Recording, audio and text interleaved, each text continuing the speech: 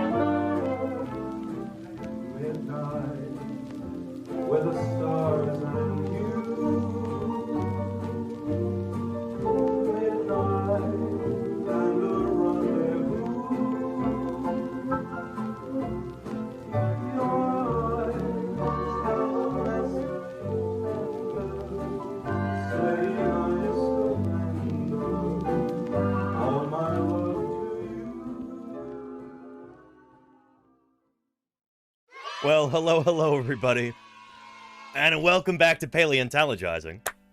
So good to see all of you here today. I'm streaming early today, for a number of reasons, actually. Man, things have been busy. I'm so glad you're here. Before we talk about what we're doing today, or why I'm streaming early, let me first introduce any new people, including you there, Team Sonic Gaming. Welcome to Paleontologizing. Welcome, one and all, whether you're watching this live right now, and hello, chat, or whether you're watching sometime in the future, either on the VOD, on Twitch, or on YouTube. Welcome to Paleontologizing. It's wonderful to have you here. My name is Danny Anduza. I'm a dinosaur paleontologist. You probably know already that a paleontologist is a scientist who studies fossils.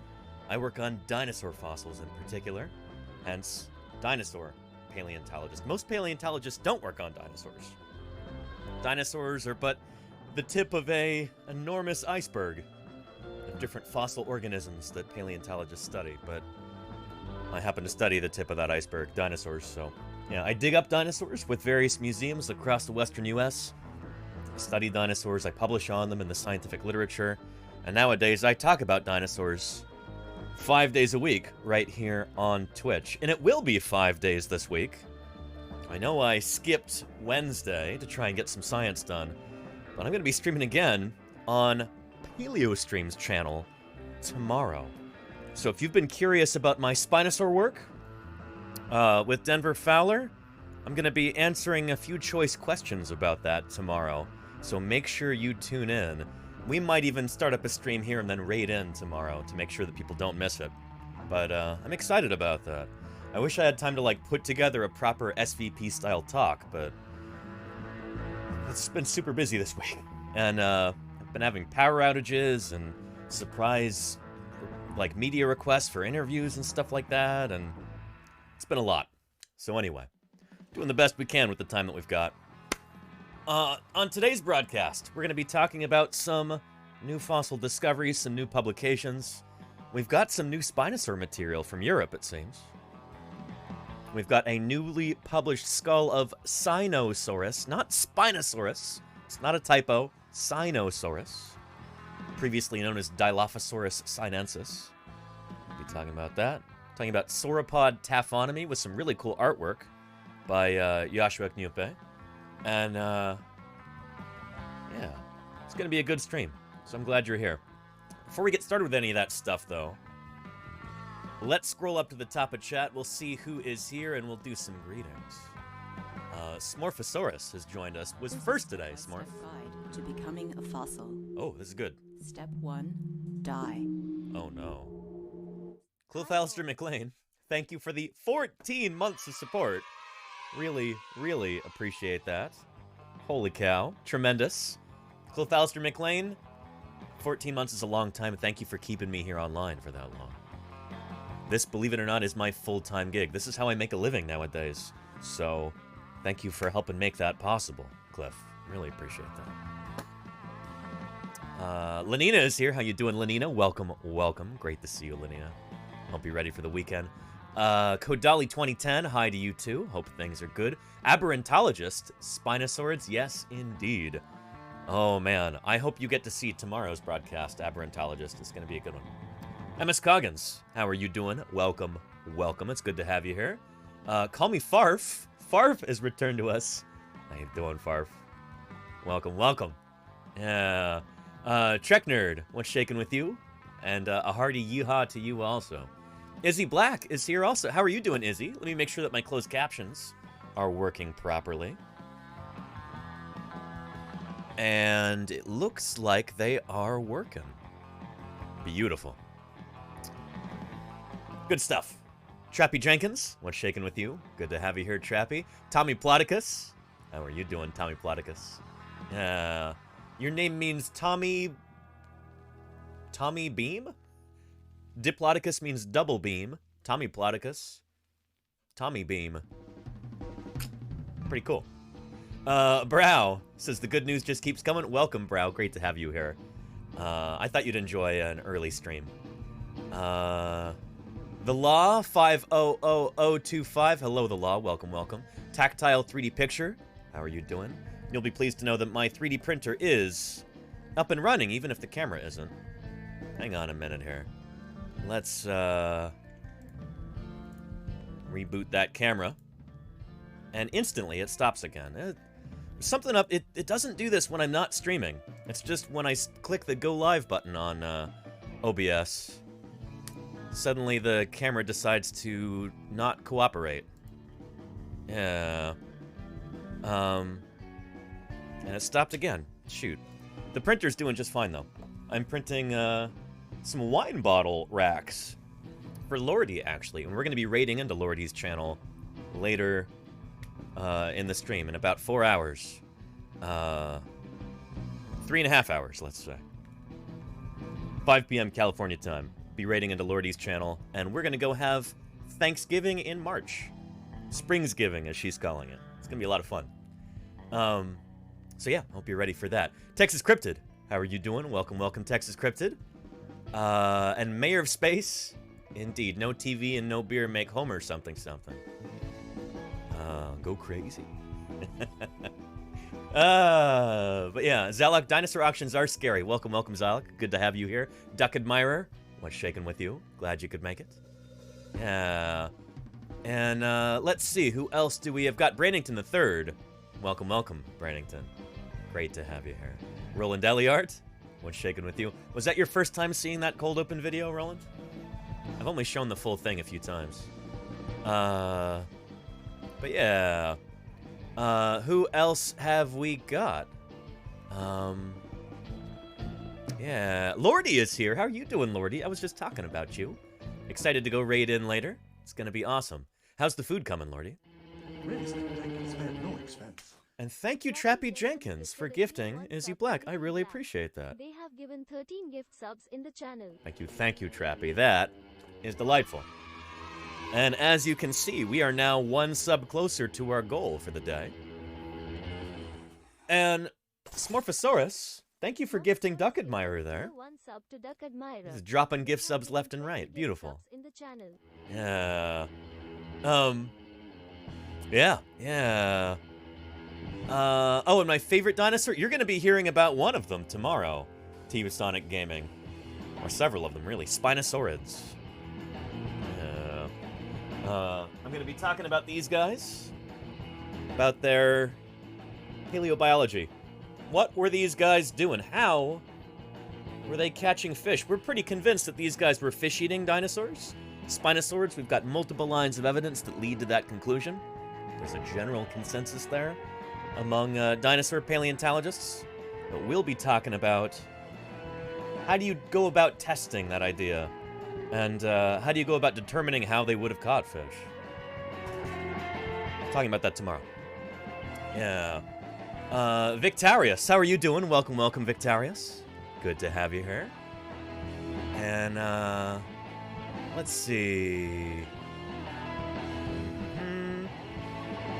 Scrolling, almost down to the bottom of chat. Here we go.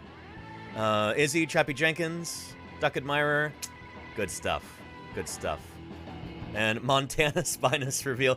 Oh, I wish, Brandington. We don't yet have any North American Spinosaurids, but I'll talk a little bit tomorrow about where they might be found if they ever did exist. So yeah.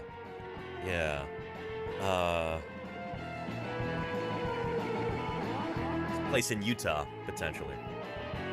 But no spoilers yet. Don't look at Indiana. Why, you're looking there first, Jody Fish? No, I know. We don't have a lot of Mesozoic strata from Indiana. But yeah, and Smorphosaurus, is any idea what time the stream will be at tomorrow, Danny? Yes. I might be starting my stream. Let's see, my talk is going to happen, I think, at 11 a.m. California time, which is 3 hours before I normally start on a weekday. You know, 3 hours before my normal starting time. But we will... I'll probably queue up a stream here half an hour to 45 minutes beforehand, something like that. We'll figure it out. So, yeah. And Izzy says, wait, Danny is a morning person? I'm kind of... Yeah, I am a morning person, Izzy. I really am. Yeah. I could be a night owl too, but I'm usually an early bird. Yeah. So yeah, Spinosaurus huggy babius. Wait, what? There you go, Chappy Jenkins. I don't know about that, but yeah. But yeah. Akron, Ohio. There you go. Brandington.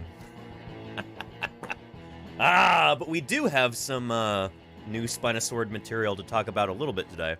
Just a little teaser, and I'll show you that in a minute.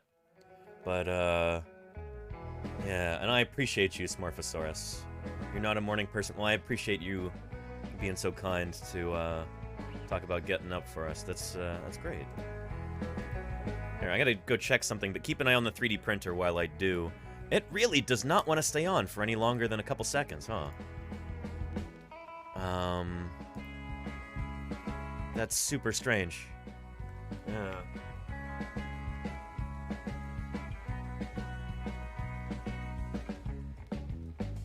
Anyway, yeah. And now I'm making a... This is going to be a wine bottle rack for Lordy and Ios. Yeah, putting the 3D printer to good use there. Must have battery saver active, says Jody Fish. I don't think so. But let's see. Go to our properties here. And buffering, disable.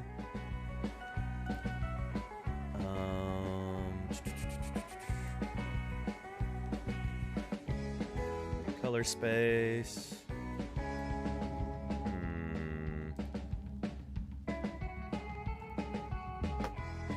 Device settings.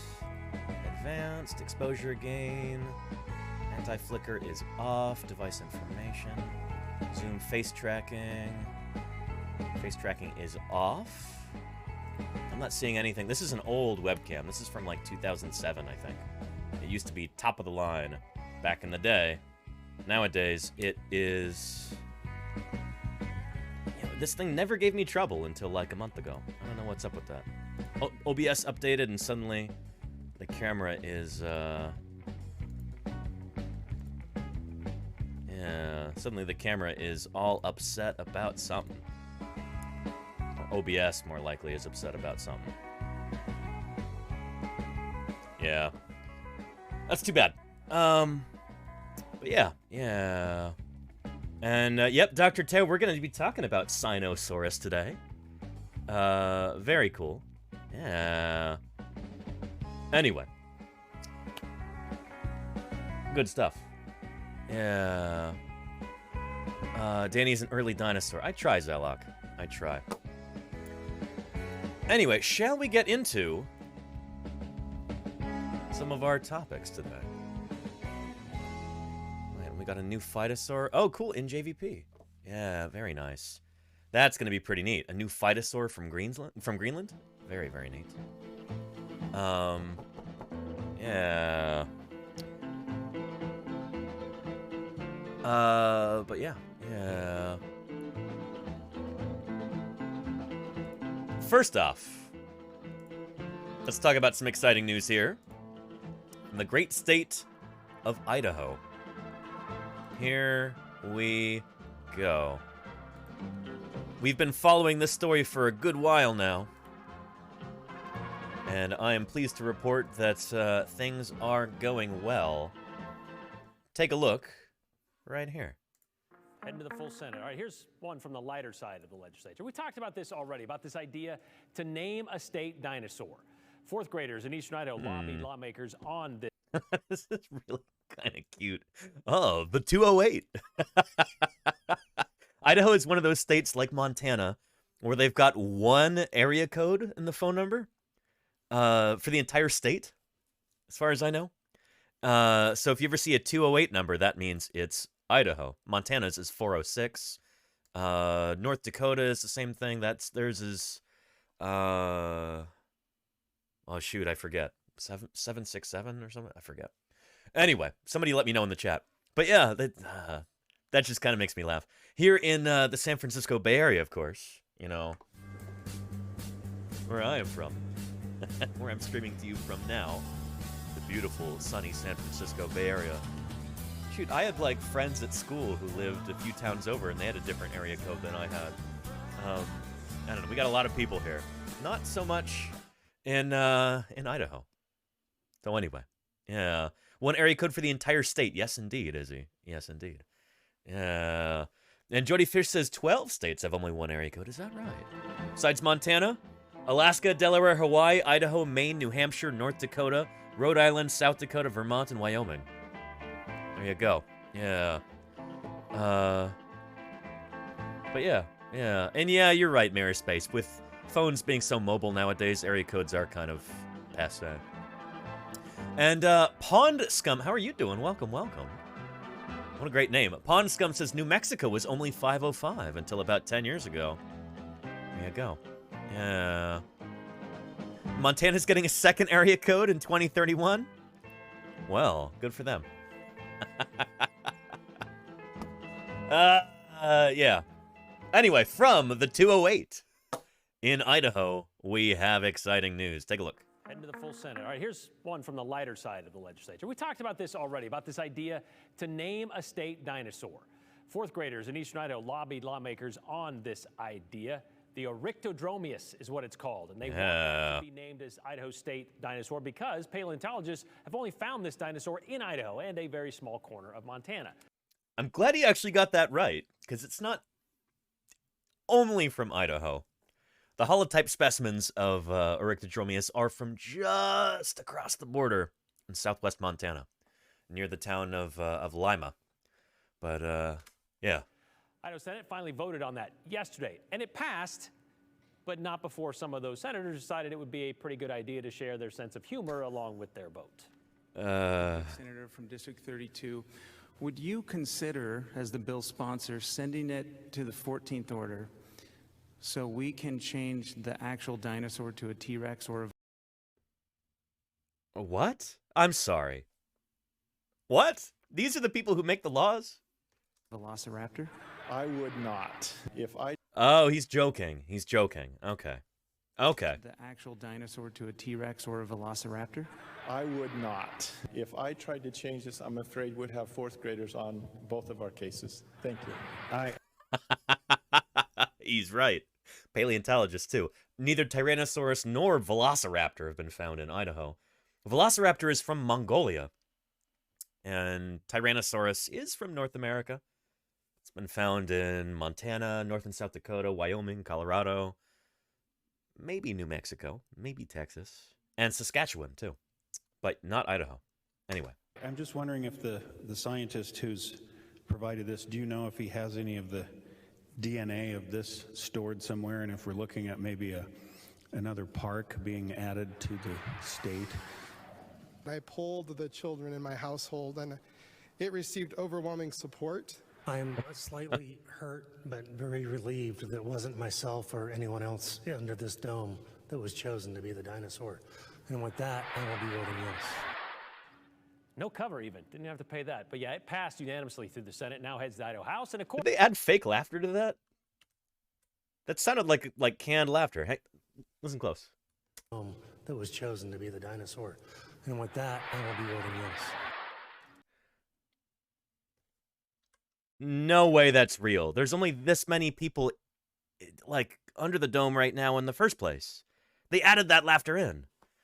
Yeah, womp womp indeed. Brother, this guy stinks! Yeah, anyway. That was chosen to be the dinosaur. And with that, I will be voting yes. Yeah, totally fake laughter. Didn't have to pay that. But yeah, it passed unanimously through the Senate. Now heads to the Idaho House. And of course, then it goes on to Governor Little's desk. And I'm sure there'll be a joke or two along the way there as well. You know, it's a relief that this thing is passing because, holy cow. Friend of the stream, LJ Krumanacker, dinosaur paleontologist from Idaho, was kind of leading the charge on this. And good on him for doing so. Here he is right here on Twitter. He says, hooray, off to the governor's desk to be signed. We did it. with what, 5 exclamation marks there? Pretty exciting. Yeah. Idaho's House votes 61-2 to designate the Eryctodromeus as the state dinosaur. It's already passed the Senate. There you go. Very, very cool. And Moyle and Skaug voted no. Skaug favored the T-Rex. Oh, boy.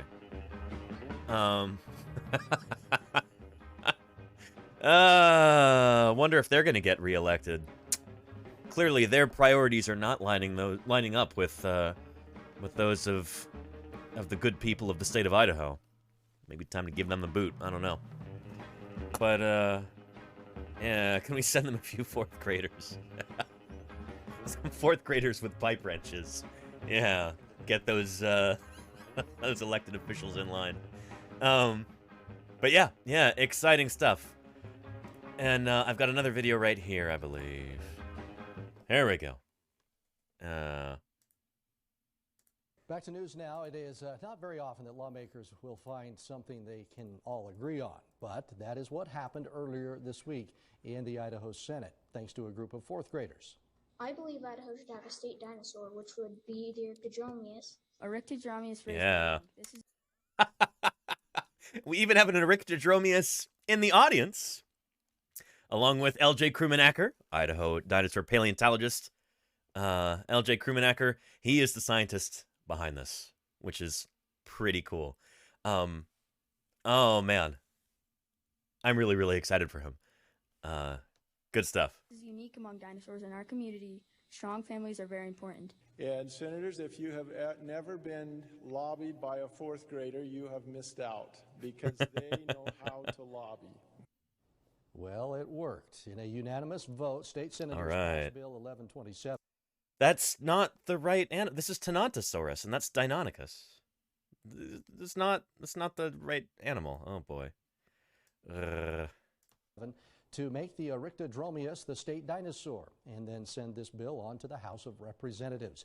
If not, before having a little fun with the bill.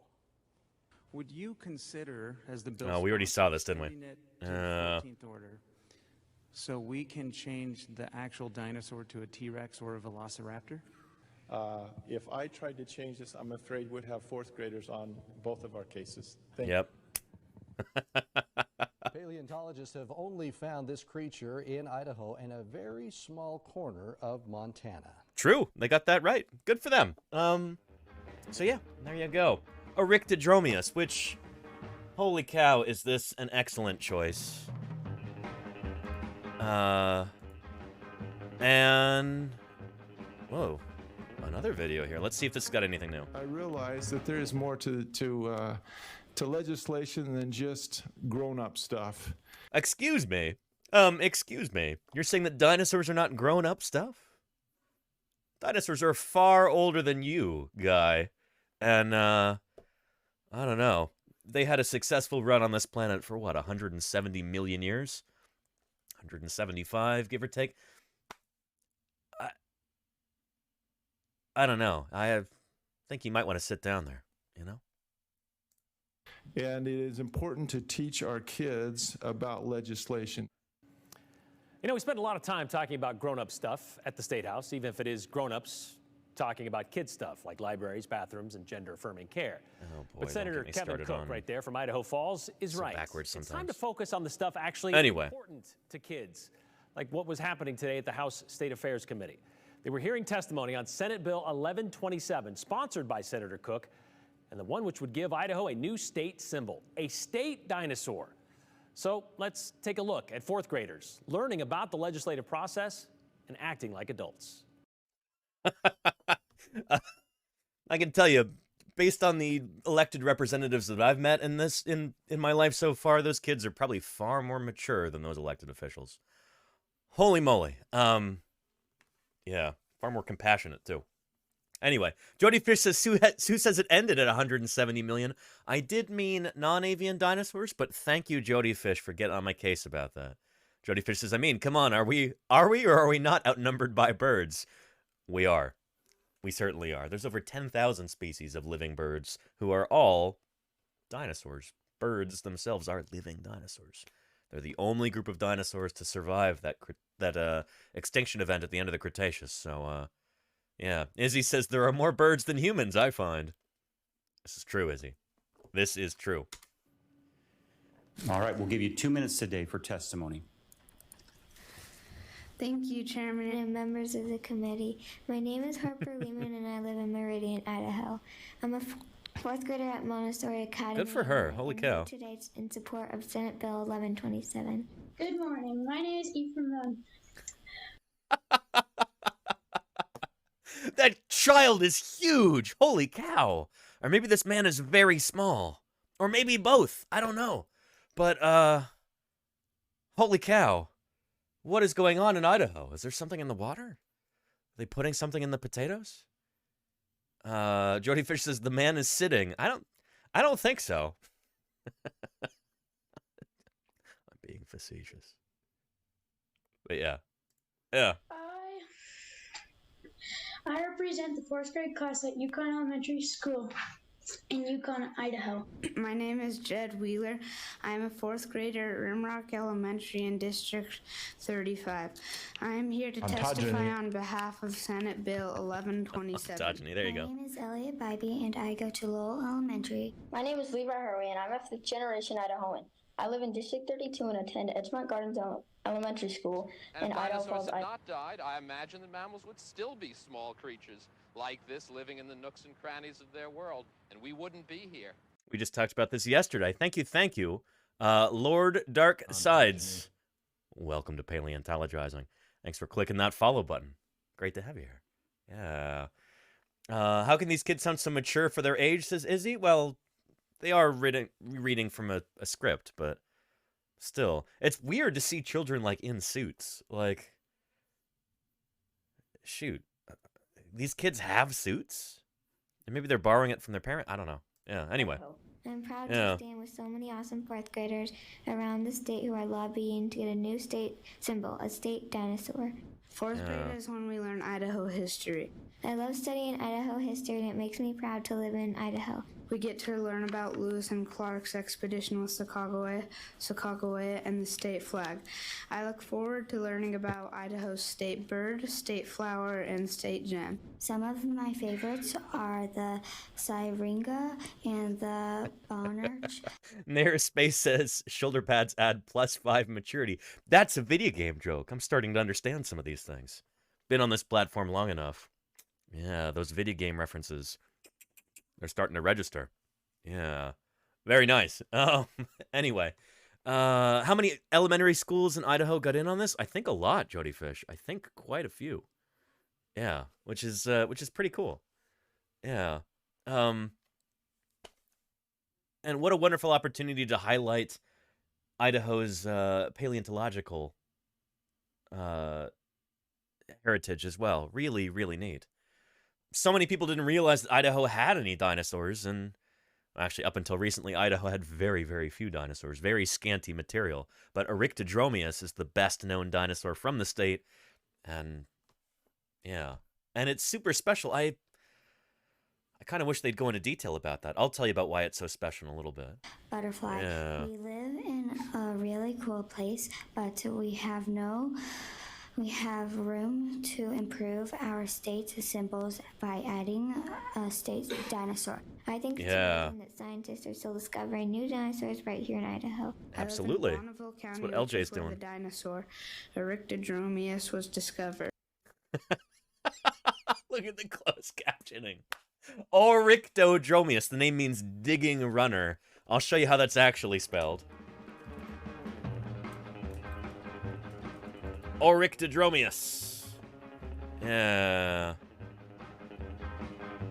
That's a skeleton right there at my old museum, Museum of the Rockies.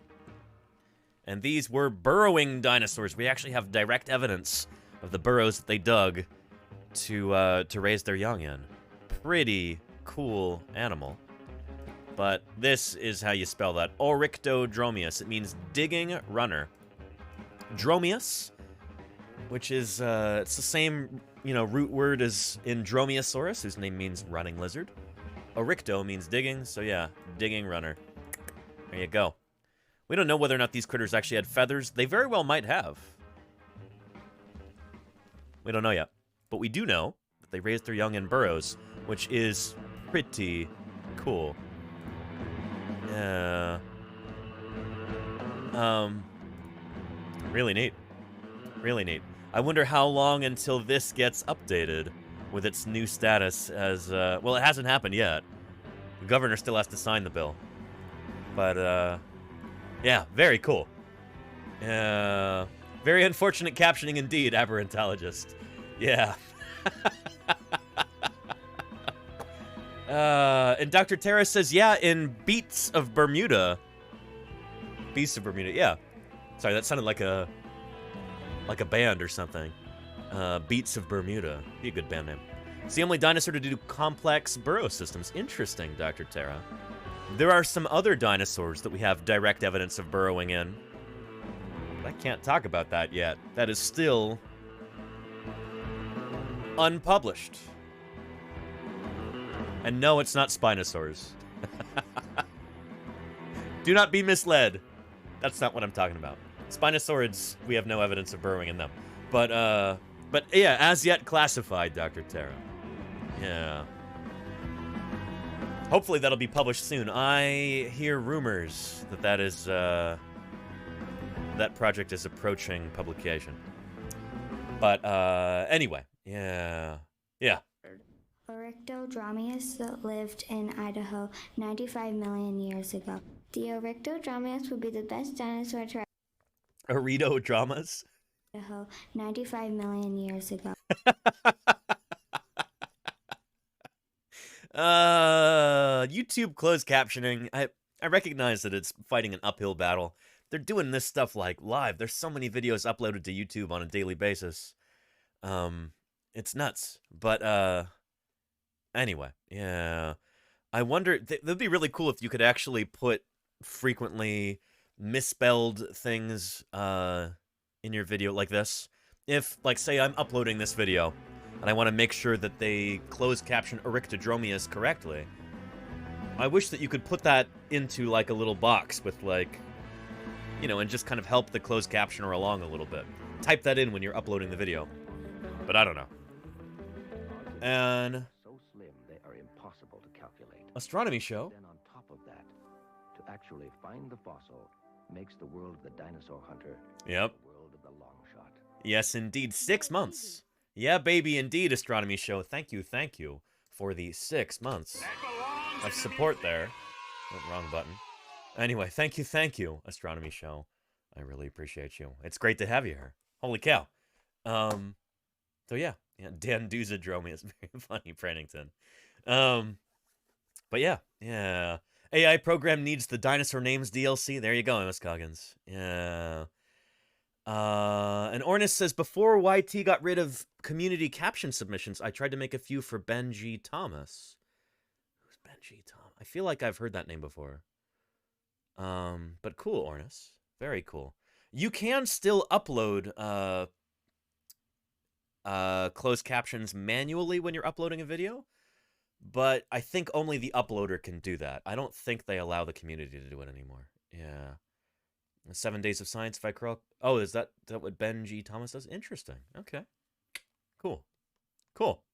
Yeah. The Oryctodromeus would be the best dinosaur to represent our state for 3 reasons. 1. Idaho is the only state where a complete skeleton of the Oryctodromeus has been found. Richie Ramirez, Oryctodromeus. That's so funny. The closed captioning here. That's great. That is cool. Of all the dinosaurs we have found, Oryctodromeus is the...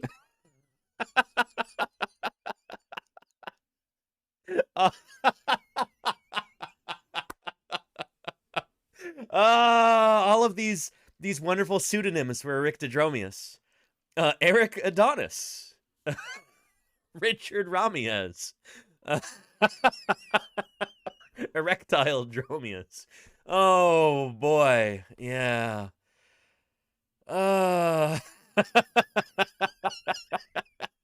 Eric Adonis is your favorite dinosaur? Aberrantologist, you know, the most handsomest of all of the dinosaurs. Eric Adonis. Yeah. Only proven dinosaur to burrow for safety and for raising its young. 2. Erectodromeus was a good mother and took care of its children. Families are very important to Idahoans. 3. Erectodromeus was small for a dinosaur and very fast. It was a kind of a small dinosaur, only 11 feet long and weighing about 70 pounds. 3. Erectodromeus worked hard to keep itself and family. Oh no! Wait, what was that? 70 pounds. The closed captioning, no. Oh no. Oh no.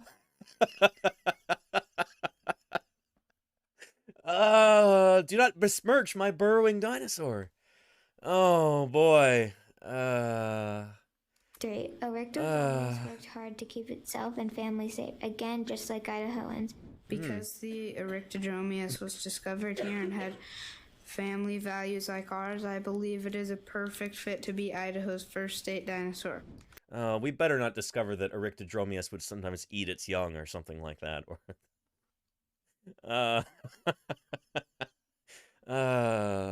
Anyway, this is excellent. These kids are doing this, and I'm so proud of LJ for contributing to all this.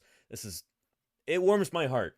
Idaho deserves a state dinosaur, and it's wonderful to see this animal get more attention. Please vote yes on Senate Bill 1127 and send this to the House floor with a due pass recommendation. The new symbol is good for 4th graders and good for Idaho. Thank you, Yeah. and I'll stand for questions. Thank you. Are there questions? Any further discussion on the motion?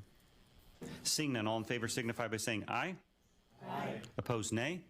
The motion is carried. It will be done.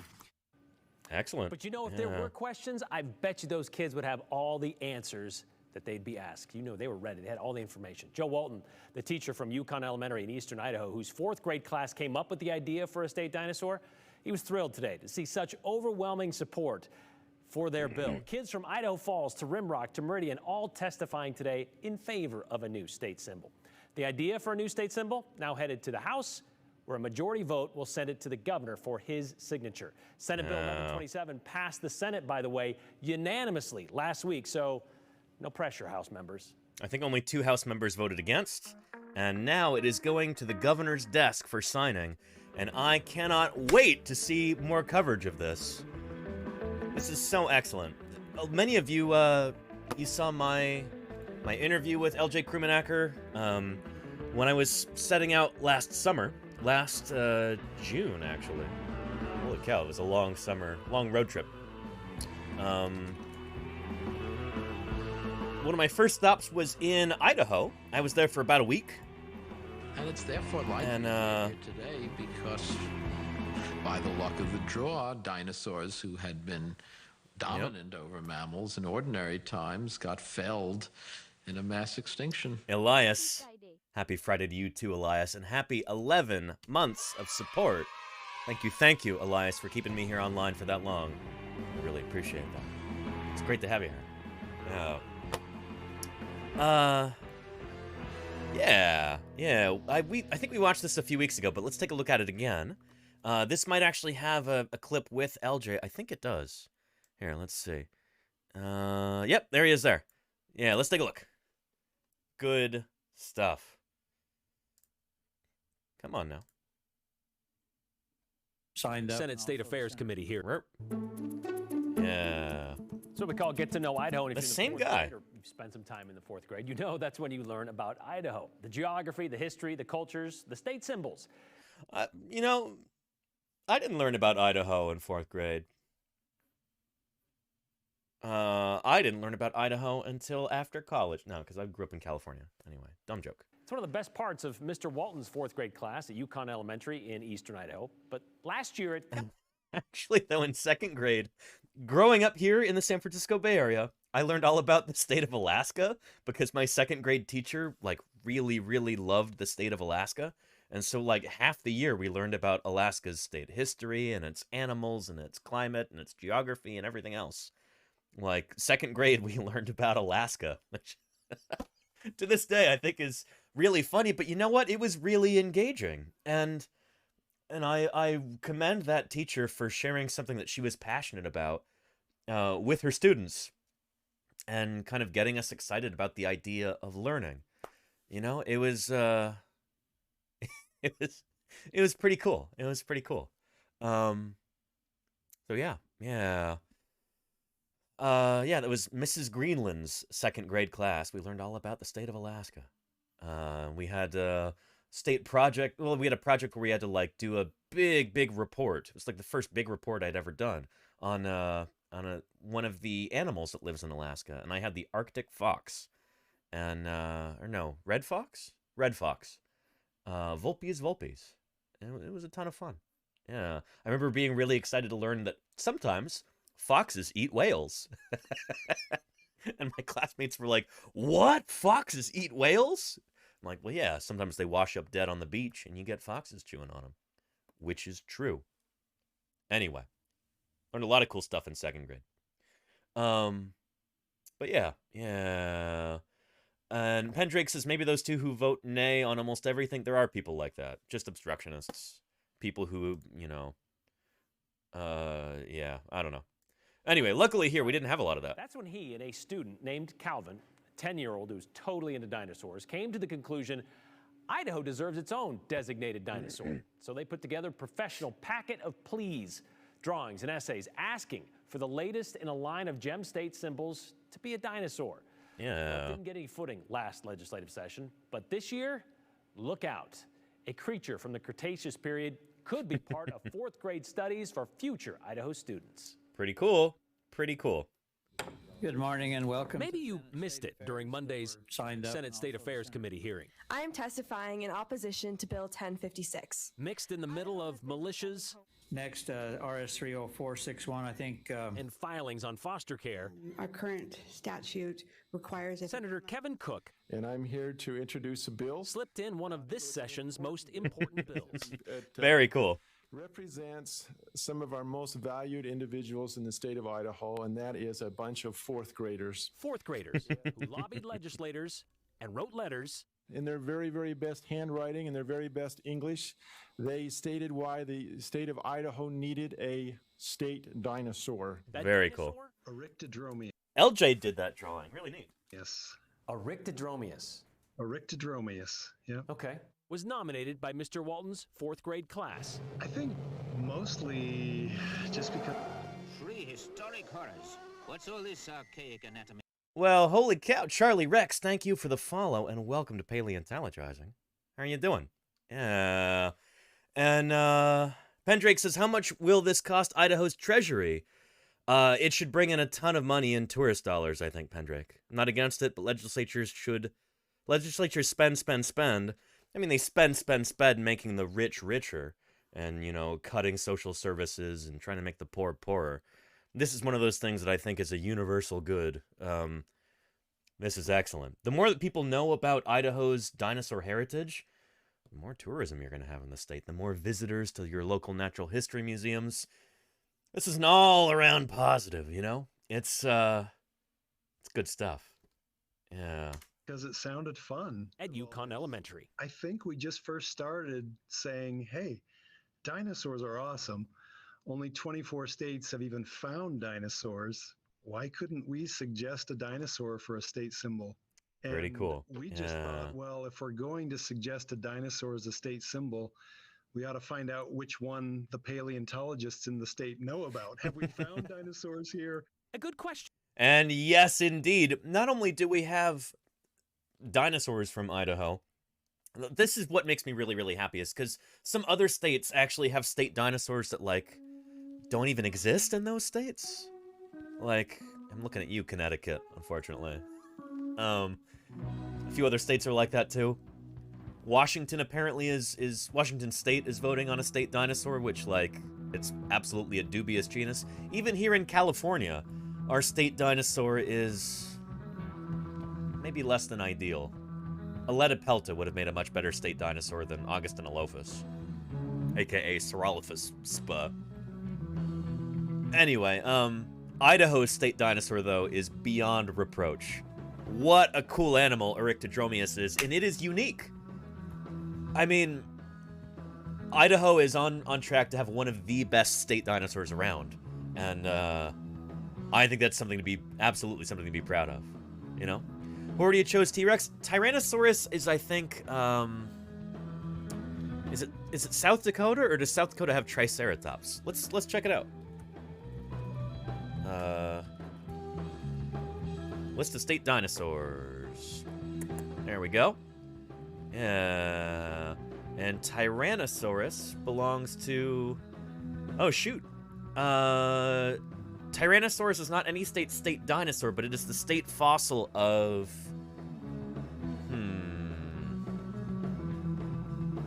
Tyrannosaurus is the state fossil of which state?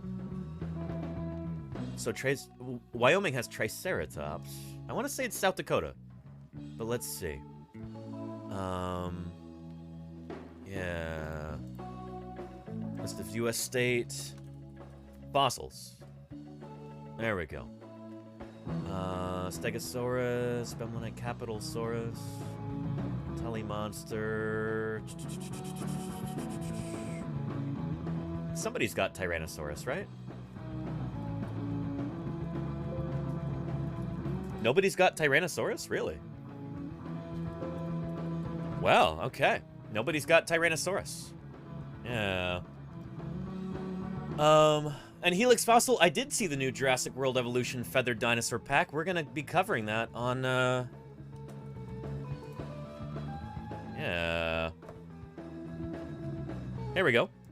Next Thursday, the 30th, which also happens to be Ios's birthday, I believe. So big shout out to Ios for her birthday there. Yeah. Oh, and the Spinosaur talk is at 11 a.m. Pacific. There we go. Talking about that tomorrow. Very excited about it. Yeah. So yeah. Yeah. And Charlie Rex says, who's your favorite of the feathered dinosaur pack? Gotta be Dinochirus, Charlie Rex. I've got a real soft spot for Dinochirus, which we talked about yesterday. So yeah, yeah.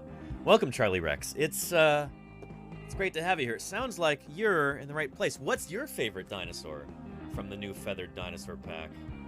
I'd love to hear about it. Anyway, I did a whole spiel about Dinochirus in the Prehistoric Kingdom game. You can find that on the YouTube channel. There we go. Yeah.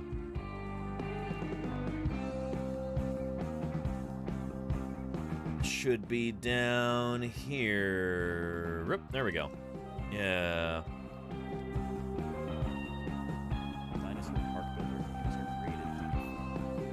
So yeah, yeah. Dinochirus has got a really special place in my heart. I was there in 2013 at SVP when it was unveiled. Before it ever made the headlines, before it was ever public news. I was in the audience when this was announced in 2013 at the Society of Vertebrate Paleontology meeting. And I talk about that in this video.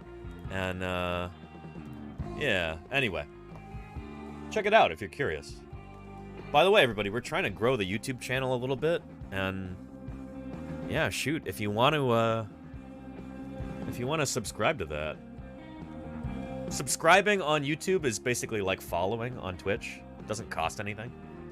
So why not? Check it out. But yeah, and Charlie says the same, that fellow fluffy camel duck. What a beautiful animal. Dinochirus is so weird and cool. You know, back when I was a kid, it was such a mystery. What did this animal look like? All we have are its arms. And, yeah. Yeah, I mean, what it turned out to be was so much cooler than anybody could have imagined. It was pretty neat. It was pretty neat. Yeah. And you like the Sinosauropteryx? I don't know if I've seen that one, Helix. I'm sure it's great. Yeah. And I do have a Discord. I very rarely check it, though. I gotta get better about that.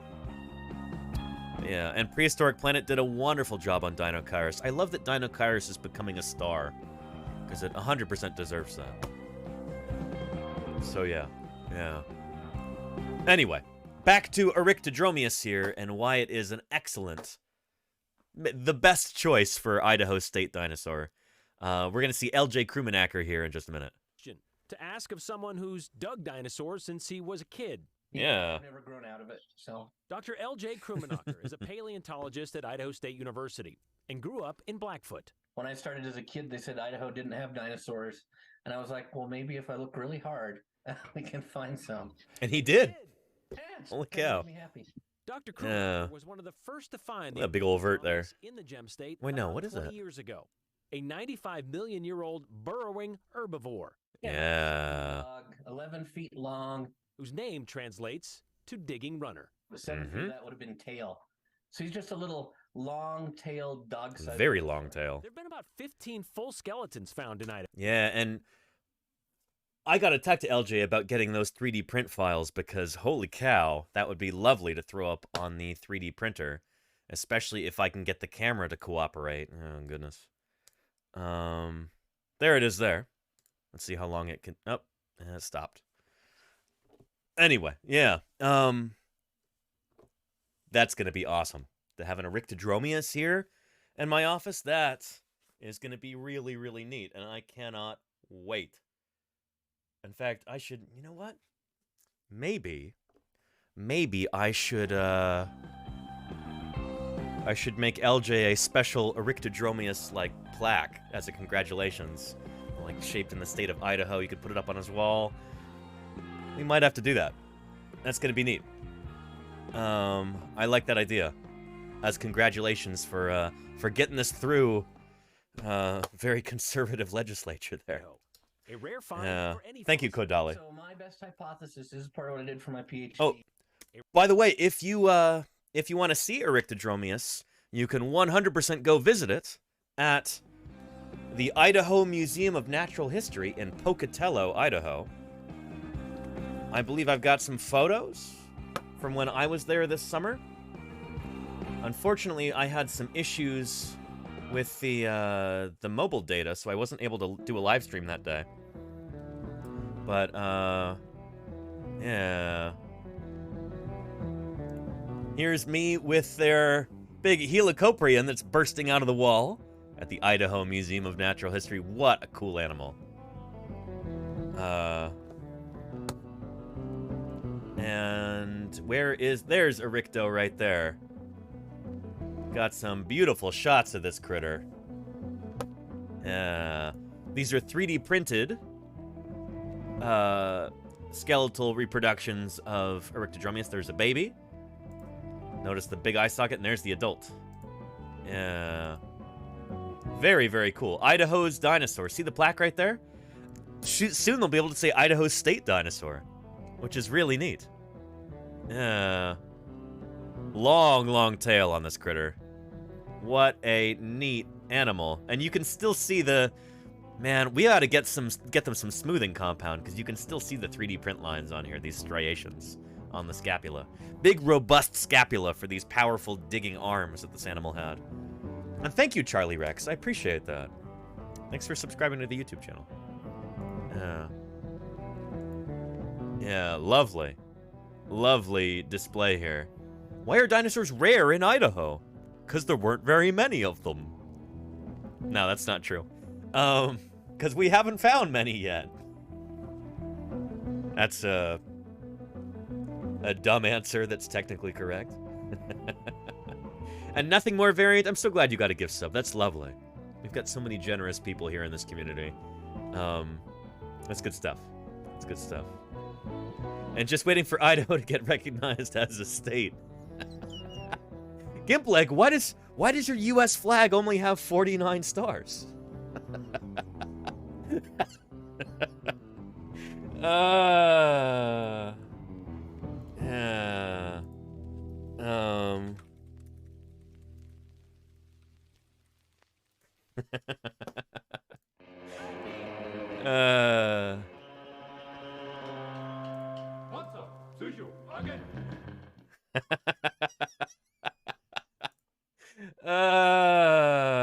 Here we go.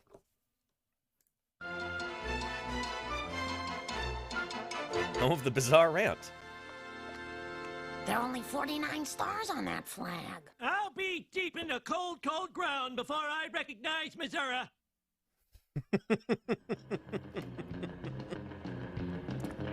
Is that you with Idaho there, Gimpleg?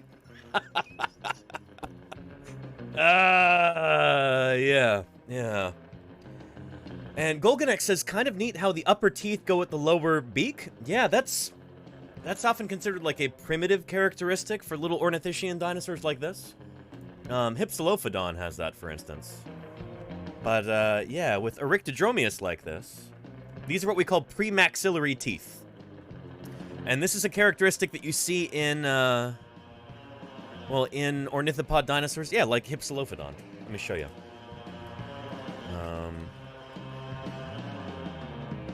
Little Hypsilophodon there. Not a big dinosaur, but it's another one of these, what we used to call Hypsilophodontids. Little beaky, two-legged, running, plant-eating dinosaurs.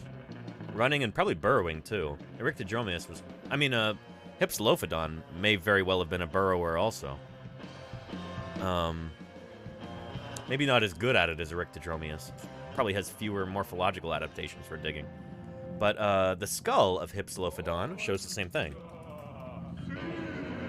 Where you've got teeth along the premaxillary bone. So, here, I'm hoping one of these will embiggen properly so you can see it. Oh, come on now.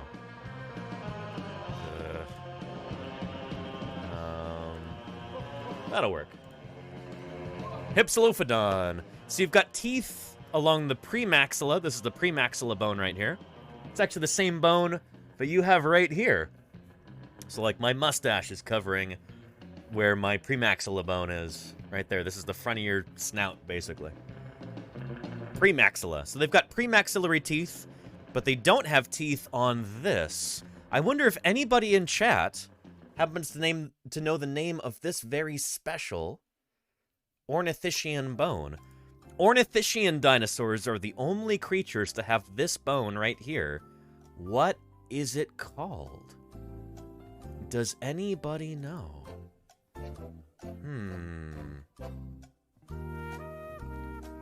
Anybody at all? Ooh.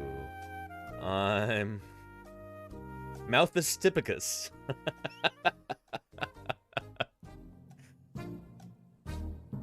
Victarius and Golganek got that correct. Yes, indeed. It is called the predentary bone. Here's the dentary right here, the lower jawbone. And there's the predentary. Dentary, predentary. Does that make sense? So the predentary bone. Yeah.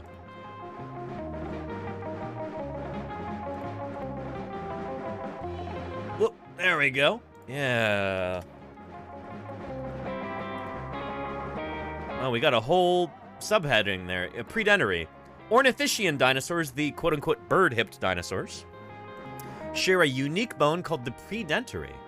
This unpaired bone was situated at the front of the lower jaw where it extended the dentary, the main lower jawbone. So, only ornithischian dinosaurs, out of all the animals who have ever lived, ornithischians are the only ones who have a predentary bone. So basically half of dinosaurs have this bone, and they're the only creatures ever to have this bone, which is pretty neat. It's in green right there. PD, predentary. So only ornithischians have it, and all ornithischians have it. So if you have a predentary bone, you are an ornithischian. No ifs, ands, or buts about it. This is something that evolved at the very origins of ornithischia, it seems. And they've all got it. So yeah. Yeah, isn't that cool, Anina? Yeah. And Eryctodromeus has got it too, and you can see it right there. See that joint right there? That, like, symphysis, yeah, that kind of seam, I guess, between the dentary and the predentary. So the predentary is a beak bone. This is a lower beak bone, and it never has any teeth, because it's, you know, part of the beak. So yeah. Pretty neat, right? Pretty neat. Yeah. There it is from another angle. Predentary. Very cool critter. Eryctodromius. Oh, and then we're getting into Bison alticornis.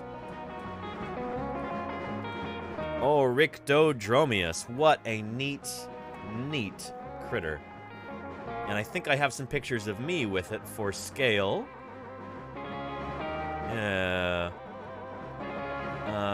Here is me, looking like a goofus in front of those Eryctodromius there. They're not huge animals, you know? They're about the size of a big dog, maybe. Maybe like a German Shepherd or a Labrador Retriever. Or a Golden Retriever. They're very cute indeed, Smorphosaurs. Yes, indeed.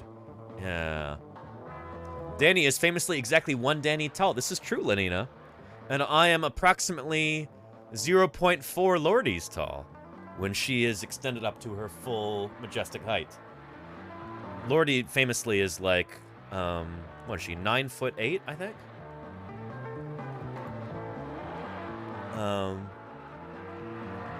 But yeah, Eryctodromius. What a cool animal. And they have it standing next to the bison creature. Well, this is like a back room that they have. It's still in the main hall at the Idaho Museum of Natural History, which if you're ever in Idaho, make sure you visit. It is well worth your time. Holy cow, like, square foot by square foot, this is one of the coolest museums I've been to. It's really neat. But yeah, there's the bison ribcage right behind us here. See those tall neural spines? Ooh, tall neural spines. That's interesting. Surely bison must have had...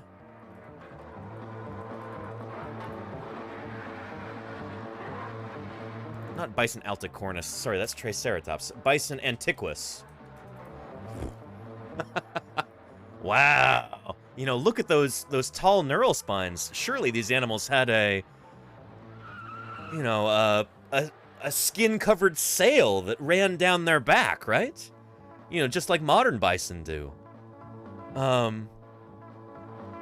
They must have had that, right? I mean, look at those elongate neural spines. This is a sail-backed bison, just like our bison today have sails, you know? I mean, holy cow, look at that. Definitely a big old sail, right? Reminds you of a certain dinosaur clade. Interesting, aberrantologist. Interesting. No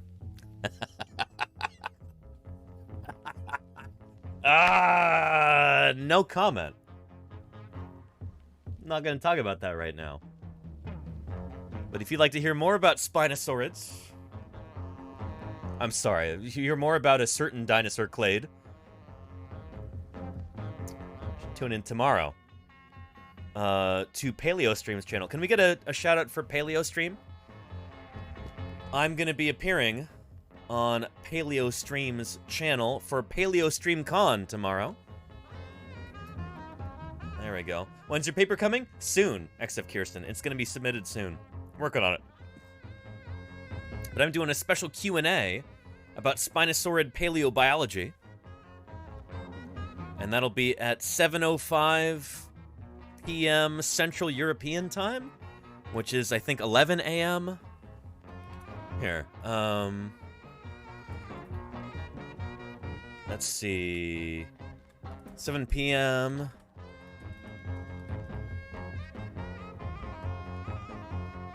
to Central European which would be 11 a.m. There we go. In Bay Area time. So 11 a.m. 3 hours earlier than I normally stream on a given day. So yeah. And they're live right now. Oh, very cool, Ornis.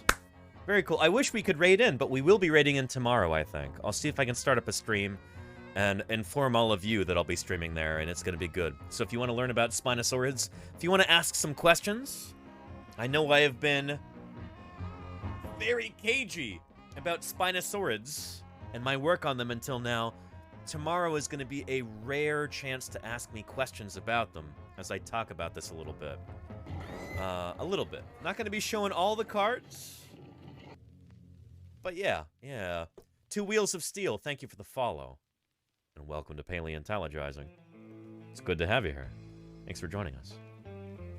So yeah. Will that include the classified Spino news you have been sneak peeking here from time to time? A little bit, Dr. Tara. A little bit, for sure. Yeah. Yeah, so make sure you don't miss it. So yeah. Yeah. Indeed, Spinosaurids. Spinosaurids. And you've got a big question? Excellent, Dr. Tara. I'm looking forward to it. Yeah. Yeah. So yeah, good stuff. Anyway, if you want to take a look at the schedule and everything there, here's a link.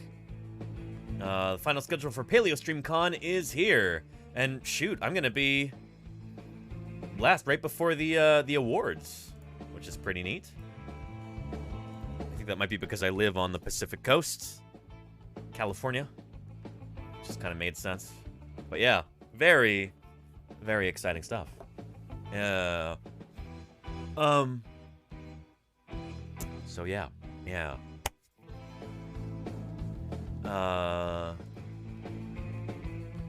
Good stuff. Anyway, wait, shoot, back to Eryctodromius. Holy cow, we're dawdling here. We are, man, this is taking a long time. Let's get through the rest of this video. Let's hear what LJ has to say about this. LJ and his work on Eryctodromius. Dinosaurs since he was a kid. Yeah, I've never grown out of it, so. Dr. LJ Krummenacher is a paleontologist at Idaho State University and grew up in Blackfoot. When I started as a kid, they said Idaho didn't have dinosaurs. And I was like, well, maybe if I look really hard, we can find some. And you did. Yeah, it's kind of made me happy. Dr. Krummenacher was kind of. It's made him very happy. Holy cow. So LJ's a friend of mine, and yeah, I'm actually looking forward to maybe in the future collaborating on him with some projects. But yeah, LJ's a really good guy, and we've interviewed him here on this channel before, and done some field work with him. I think I might be working with him again this next summer in the field, but we'll have to see about that. Find the Eryctodromius in the gem state about 20 years ago. Excellent, Kirsten, yeah. 95 million-year-old burrowing herbivore. Yeah. 11 feet long. Whose name translates to digging runner. With 7 feet in tail. So he's just a little long-tailed, dog-sized dinosaur. There have been about 15 full skeletons found in Idaho. A rare find for any fossil. So my best hypothesis, this is part of what I did for my PhD, is that these animals are basically digging their own graves. Since they're burrowing, it's easier to preserve a fossil if it buries itself, basically, is the way I look at it. And he's very right about that. I mean, permit me a little bit of, well, repetition here. But, yeah, once again, we'll return to our step-by-step guide on how to become a fossil. Burial is a very important step in that. And, take a look. Here's a step-by-step guide to becoming a fossil. Yeah, Smorphosaurus knows. Step 1, die. Once you are dead, your remains may be scavenged by other organisms. And actually, that is kind of interesting. Maybe Eryctodromius kind of skipped step 1, or combined step 1 and step 2. But, yeah, here we go. Here's a step-by-step guide to becoming a fossil. Step 1, die. Once you are dead, your remains may be scavenged by other organisms. Step 2, get buried fast. So that's the thing. Eryctodromius, like LJ just said, right here. Yeah. For my PhD, is that these animals are basically digging their own graves. Since they're burrowing, it's easier to preserve a fossil if it buries itself, basically. Yep. Exactly. Yeah. Because step 2, of course. Step 2 is to get buried. Get buried fast. So these animals are doing that themselves. They are burying themselves, which is, again, from the perspective of a paleontologist, it's like, thank you very much for doing that. We all really appreciate it. Thank you for your sacrifice, Eryctodromius. Burying yourself like that prior to death. In fact, with some of these critters, it seems like it may have been burrow collapses that actually killed them.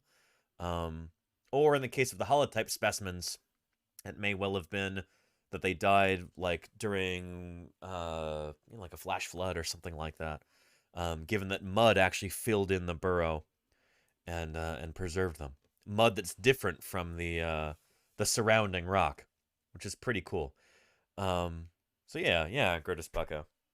Yes, indeed. Big paleo salute to Eryctodromius for burying itself there. Organisms. Step 2, get buried fast. Yeah. If you are buried rapidly, your remains won't completely decay or be carried away by scavengers. Yep. Your best bet for rapid burial is to die near or in a river, lake, or ocean, where water can deposit sediment over you. Step 3. And there you go, nothing more. For a long, long time. Yeah. Groundwater. I share your ambition, at least partway. Nothing more variant. It'd be great for me to be a fossil someday, or to be part of a museum display. Maybe, after I'm dead, taxiderm me up and put me in one of those displays like let's see. This is a display that we used to have at Museum of the Rockies, where I used to work. There we go. This is like a panoramic picture, but it'll work. Oh boy, it's so blurry. Never mind. Shoot. Find you a better one. Or what is this? Oh, cool. Yeah. Here. Oh, that's not what I was looking for. How do we get rid of the bar thing at the bottom? Oh, shoot.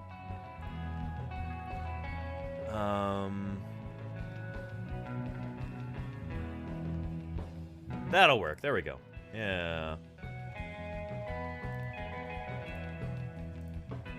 Yeah. So this is where we used to have the Wonko Rex. This is the same Tyrannosaurus from the Yes emote. And from the beginning, the stream starting soon thing at the beginning with the jaws that open and close. You know what I mean. It looks like this.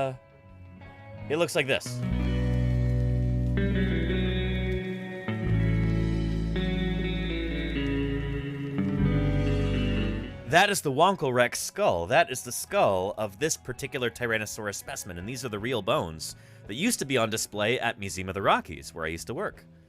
And I love how this is all laid out as the animal was found in the field. And there's various tools. There's Plockman's mustard right there, or maybe that actually might be French's mustard. But anyway, that's a Vinac container. This is the containers that we use to hold the glue that we use on fossils in the field.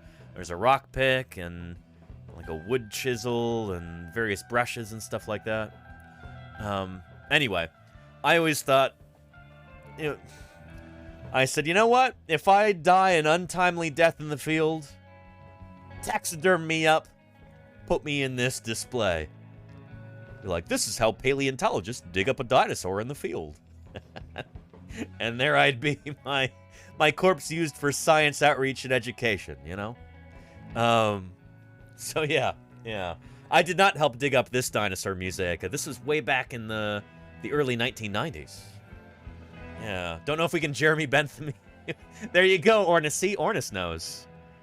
Although famously, Jeremy Bentham, his face was made of wax, right? It wasn't actually his real face. I would hope for some more up-to-date and skilled taxidermy than that. And Charlie Rex, holy cow. Speaking of Eryctodromius, which we've been talking about, this is a sketch of Eryctodromius that Charlie Rex did while watching the stream. Very cool, Charlie Rex. I love the proto-feathers here on it. Reminds me of Culindodromius. I like the robust arms right there. I like the waddle. There's even a hint of premaxillary teeth. Beautiful. Good stuff. Good stuff, Charlie Rex.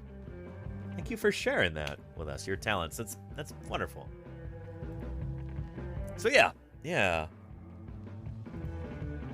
Anyway, shoot, let's get through the rest of our fossilization video, and then we'll continue with Eryctodromius. Then we'll talk about Spinosaurs and stuff. So, yeah. Yeah. Groundwater contains minerals. Oh, here we go. You get buried. or be carried away by scavengers. So by being buried quickly, this trilobite can avoid just completely rotting away or getting completely torn apart by scavengers in the same way Eryctodromius, as a burrowing dinosaur, it's already digging its own grave, like LJ was saying, and it becomes a wonderful candidate for fossilization. And, you know, for that reason, I kind of wonder if Eryctodromius might be slightly overrepresented in the fossil record, because it's that much more likely to get preserved. But yeah. The best bet for rapid burial is to die near or in a river, lake, or ocean. Lenina, that's brilliant. Wait, what? Lenina says, every time we see this video, my brain starts singing, "Going to the floodplain and we're gonna get buried," to the tune of going to the Chapel of Love. Holy cow, Lenina. That is, oh my goodness, Lenina. You just gave me a remarkable idea for, I should turn that into an ukulele song, shouldn't I?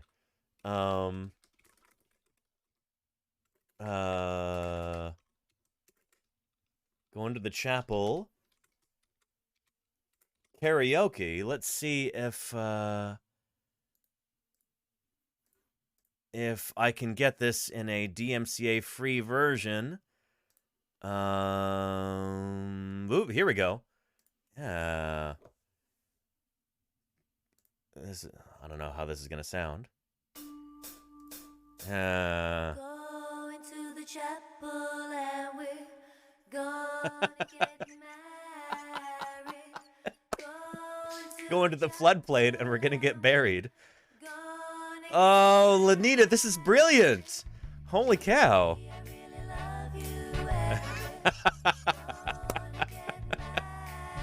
Oh my goodness! Oh, that's extraordinary, Lenina. That's really good.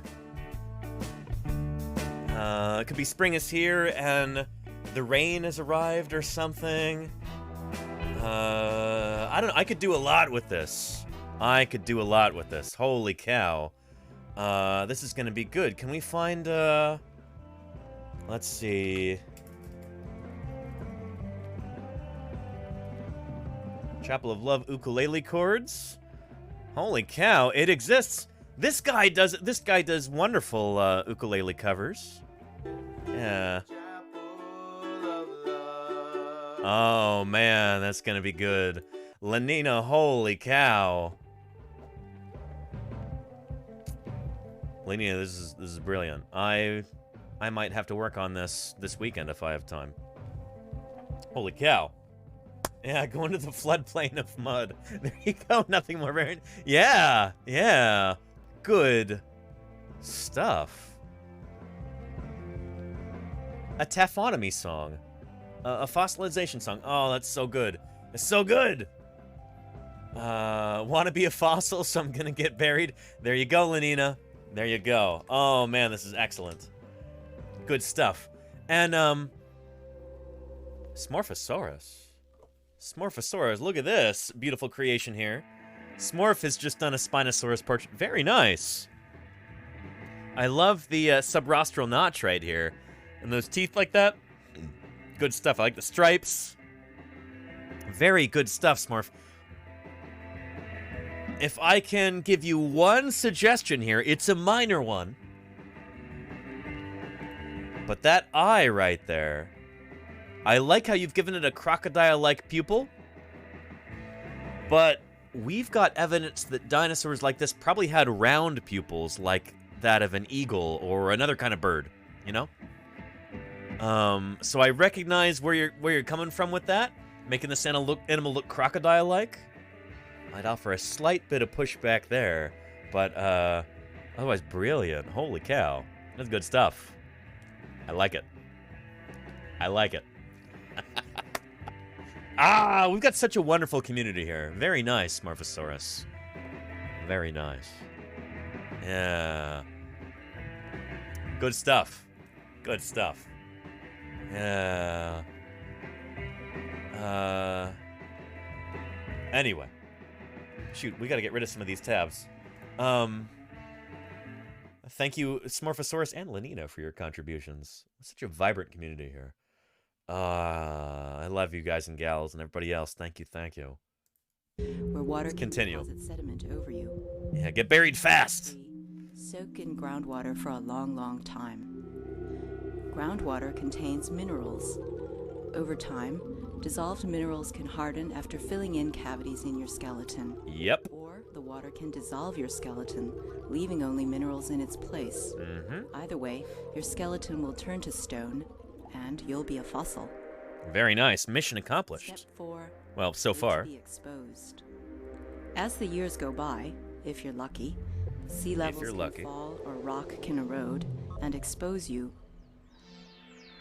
Then, if your luck holds out, you might get spotted by a fossil hunter and wind up in a museum collection where scientists can study you to learn about evolution. So yeah, like that alert said earlier, the world of the paleontologist is the world of the long shot. Like the odds that all of these sequences will all occur perfectly. Step 1, you die. Step 2, you get buried fast. Step 3, you soak in groundwater for a long time. And yeah. Step 4, wait to be exposed. The chances of something becoming a fossil are incredibly slim in the first place, but then the chances of them getting spotted by a fossil collector and then ending up in a museum for study, extremely slim. But Eryctodromius was playing that game right. Again, here we go. Hypothesis is part of what I did for my PhD, is that these animals are basically digging their own graves. Since they're it's easier to preserve a fossil if it buries itself. Basically. Yes, indeed. Yeah. Sometimes found in groups with either their offspring or other adults. Which in and of itself is pretty rare evidence for a dinosaur. Something else to make this special. So you can see why. It's Idaho's dinosaur. We only find them here. They're also found just over the border in Montana also. But yeah, not only Idaho. Mr. Walton's fourth graders feel the Eryctodromius should be our next state symbol. I think it would be absolutely fascinating if students here at Yukon Elementary School into the future could say, we were part of that, we helped that happen, and just celebrate this new state symbol. I know, it would just be absolutely thrilling. There's an illustration of Eryctodromius that LJ did. You can see his, Krumenacker 2023. Come on. There you go, right there. Very nice. Very nice. Well, after the motion was seconded by the self-proclaimed oldest dinosaur on the committee, he said it himself, that would be Senator Chuck Winder. Senate Bill 1127 was awaits a full hearing in the Senate State Affairs Committee. It passed the Senate, it passed the House, it is now moved on to the governor's desk. Yeah, to be signed. So, congrats to LJ.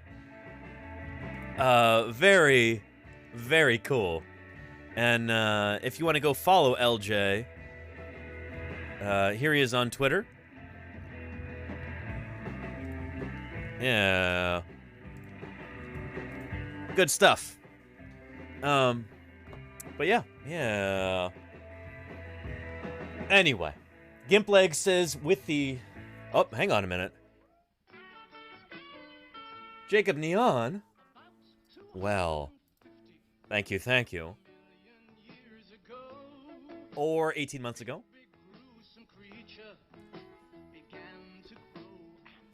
Hello, everybody. Thank you, Jacob Neon, for the 18 months of support. I appreciate that tremendously. 18 months, that's almost a whole year, isn't it? In all the world, there are fewer than 40 full-time dinosaur paleontologists.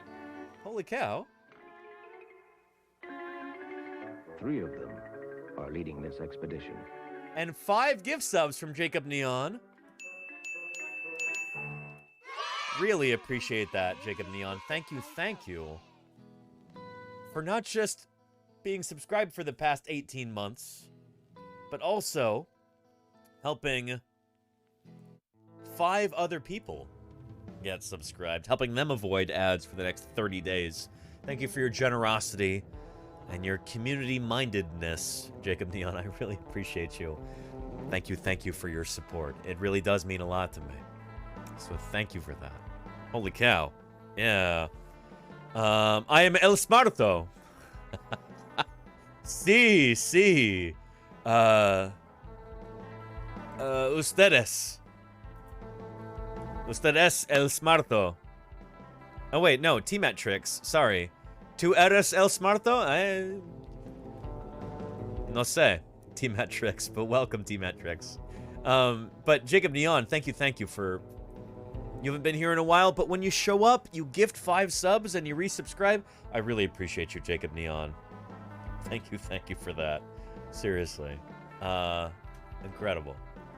And Angel Silhouette got a gift sub. Beautiful. Mad Comfort, Dance with the Devil, Lolek9, and Just a Crabgrass. Lucky recipients, too. Thank you very much, Jacob Neon, from the bottom of my heart. Thank you for supporting this community. Thank you for supporting Science Outreach here on Twitch. It does mean a lot to me, so thank you for that. Yeah. Excellent stuff. Yeah. So, Eryctodromius, soon to be Idaho's state dinosaur. And Lenina. The Lenina gifted a tier 1 sub to Pendrake TG. They have Thank you, Lenina. I really appreciate that. Thank you, Lenina. That is excellent. Good stuff. Look, we're now at 9 out of 50. That fraction would be easier to reduce if 50 were divisible by 3, which it's not by whole numbers. But anyway, we're 9/50ths of the way there. Almost 20%. Almost 1/5. But yeah. Speak Quechua or Navajo or get out.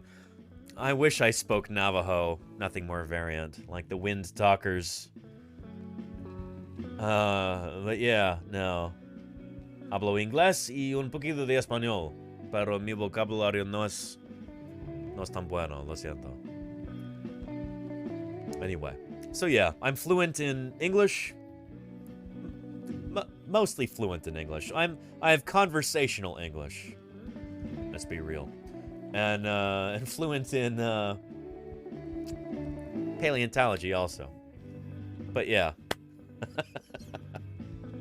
Anyway, we've got so many viewers, I'm sure, from England or other Commonwealth countries going, oh, my heavens, my stars, that's not proper English.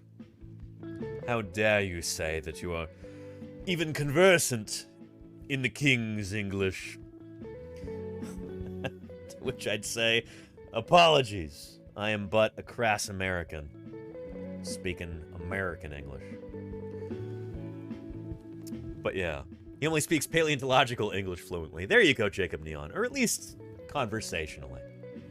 Yeah.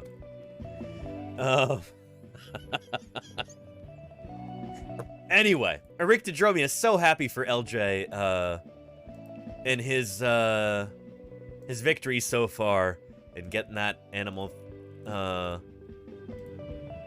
Yeah. All it needs is a stroke of the pen by Idaho's governor, and Idaho will officially have a state dinosaur. Very excited about that. So we will be covering that when it happens. And I'm excited to celebrate with all of you. Yeah. And now here, we've got another exciting piece of dinosaur news. Check this out. From Sky McDavid on Twitter. Beautiful, complete skull of Spinosaurus triassicus. And no, that is not a typo. This is Spinosaurus, not to be confused with Spinosaurus. Spinosaurus, the Chinese lizard, Chinese reptile. Previously only known from fragments published today by Zhang et al. And look at this gorgeous, gorgeous skull. Man, I try to embiggen it and it only gets smaller. That's weird. But yeah, there you go. And what does this skull remind you of? Members of chat. What other dinosaur does this remind you of? What do you think, chat? What do you think? I'm seeing some... I hesitate to say correct answers, but they're correct. Yeah. Yeah.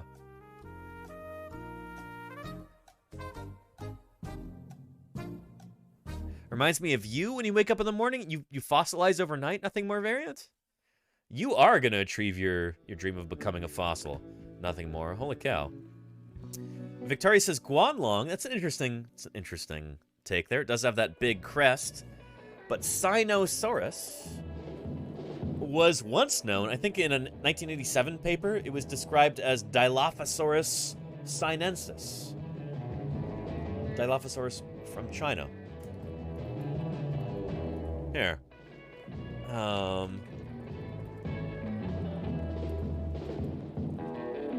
Spinosaurus triassicus, which I think might be a misleading name. I think this animal is actually from the early Jurassic. But yeah. Spinosaurus, once known as Dilophosaurus sinensis. Turns out, yeah, it probably is a different genus. That much is probably fair. But yeah. Let's take a look at this animal real quick. Spinosaurus, not Spinosaurus. Spinosaurus. So if you said Dilophosaurus, and, you know, in response to the Jeopardy question, then ding, ding, ding. Yeah. Yeah. The name means Chinese lizard. It's an extinct genus of theropod dinosaur. Of course it's extinct. It's from the Jurassic. From the early Jurassic period. Why is it called Triassicus then? That's so strange. Fossils were found in the Lufeng Formation and Yunnan Province in China. So would have shared its environment with Lufengosaurus, which I think is one of the most beautiful of the sauropodomorphs. Lufengosaurus. What a gorgeous animal. Lufengosaurus. Ha! Beautiful. This is potential prey for Spinosaurus there. Yeah. Yeah. And before, all we had were fairly fragmentary remains. There were some, at least published, you know? That's the thing with a lot of dinosaur specimens from China. Yeah, and nothing more, I'll allow that. I'll allow it. Anyway, yeah. Just this once. The thing with there are so many different specimens of dinosaurs in China. China, it really is like an incredible new frontier. Not new frontier, but there are so many cool dinosaurs that are going to come out of China in the next few decades. It's mind-boggling. The current pace of Chinese dinosaur research is extraordinary, and it seems to only be picking up speed.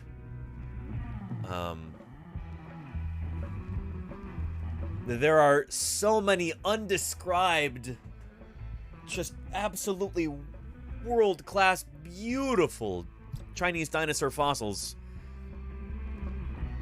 not yet published on.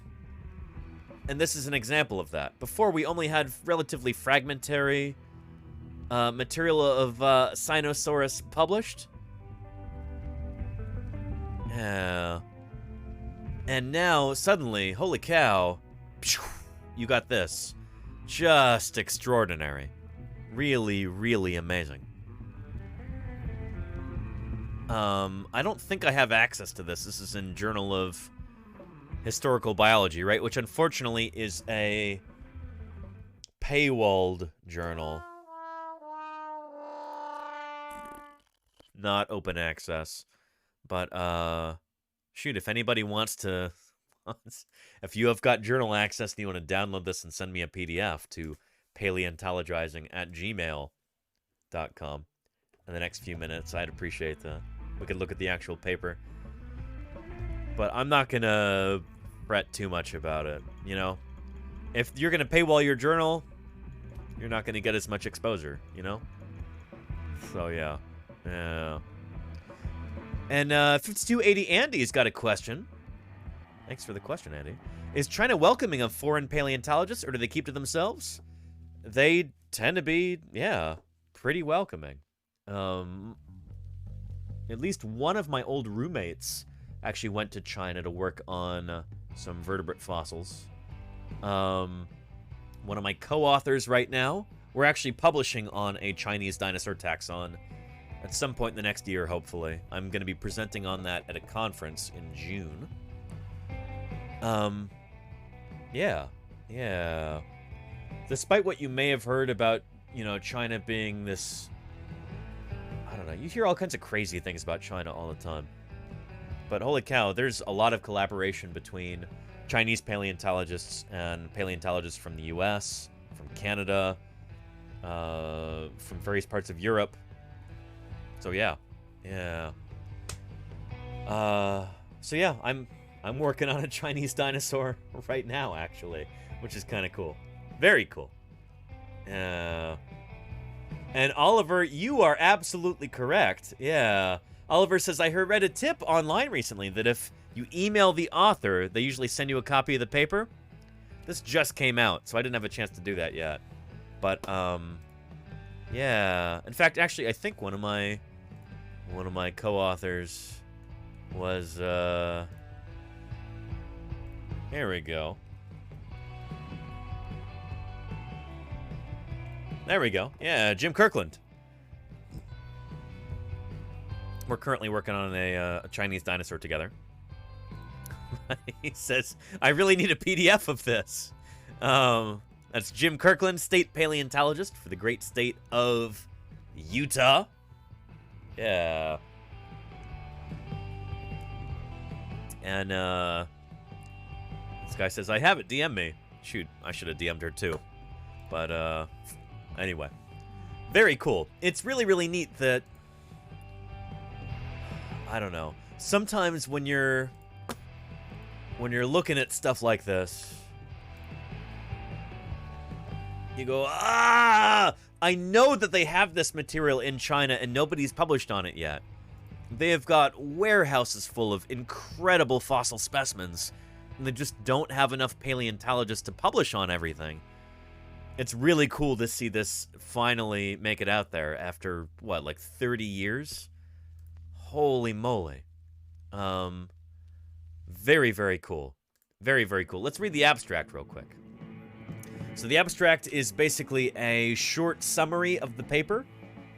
Think of it like a movie trailer, except they also include spoilers in it. You know? Yeah. The holotype of Spinosaurus triassicus is poorly preserved and no previous research has focused exclusively on its anatomy. This research reports a new specimen recovered near the locality of the holotype of S. triassicus, including a complete skull with mandible and 11 cervical vertebrae. So they got the full skull and they got a neck. Lovely. 3 new identified traits are proposed to be unique of the species. And they list them there. This research provides new information on the cranial anatomy of the species, as well as the genus Spinosaurus, offering more accessibility for later research concerning the evolution of early deriving neotheropods. Beautiful stuff. This is really, really exciting. And what a gorgeous specimen. I mean, that photo tells, you know, a picture is worth 1,000 words.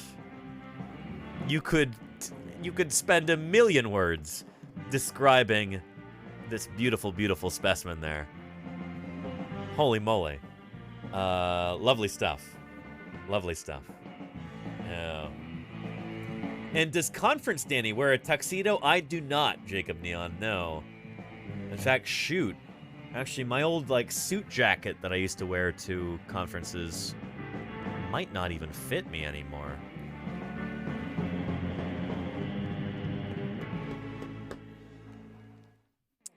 I also probably need to get it dry cleaned. Anyway, I'll check on that later. But yeah. Gimplex says, unlike Idaho, Utah is a state.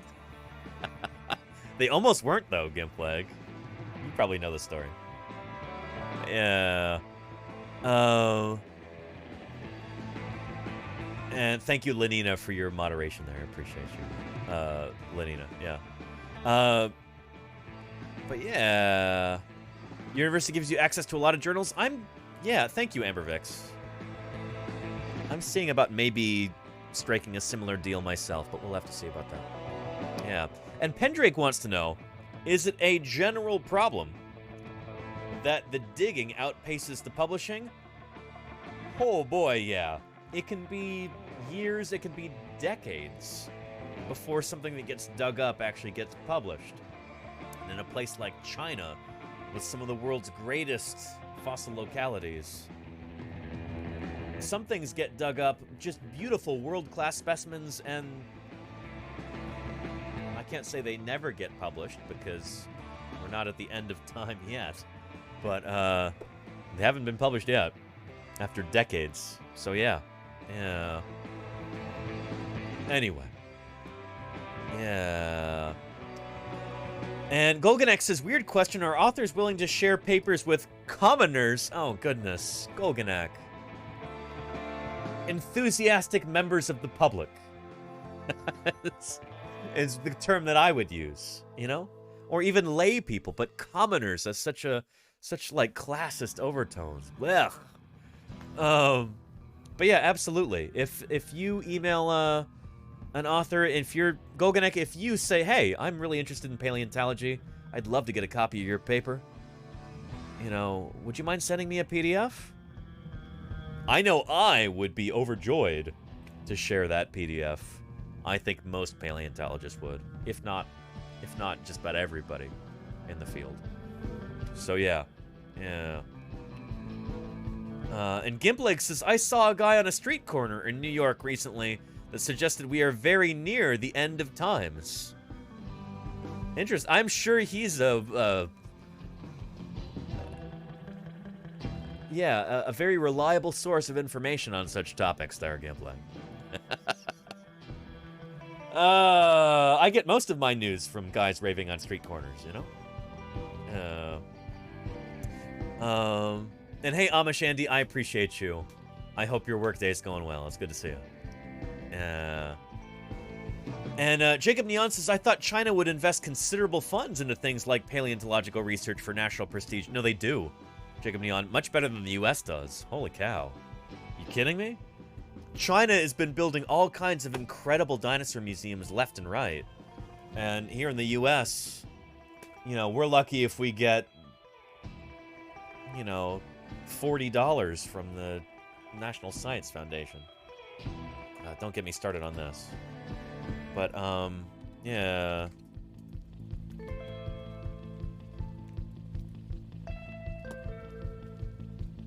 Yeah. Here's an example right here. The Zigong Dinosaur Museum. I think this one may have actually been around for a while. But, check this out. This is from their official YouTube channel. They've got 30 subscribers. Look at that. 30 subscribers right there. Right here. But they've got this incredible museum. And they put together this video here. In fact, actually, I feel like I should mute that because I don't know if this audio is copyrighted. But let's see here. Oh, hang on.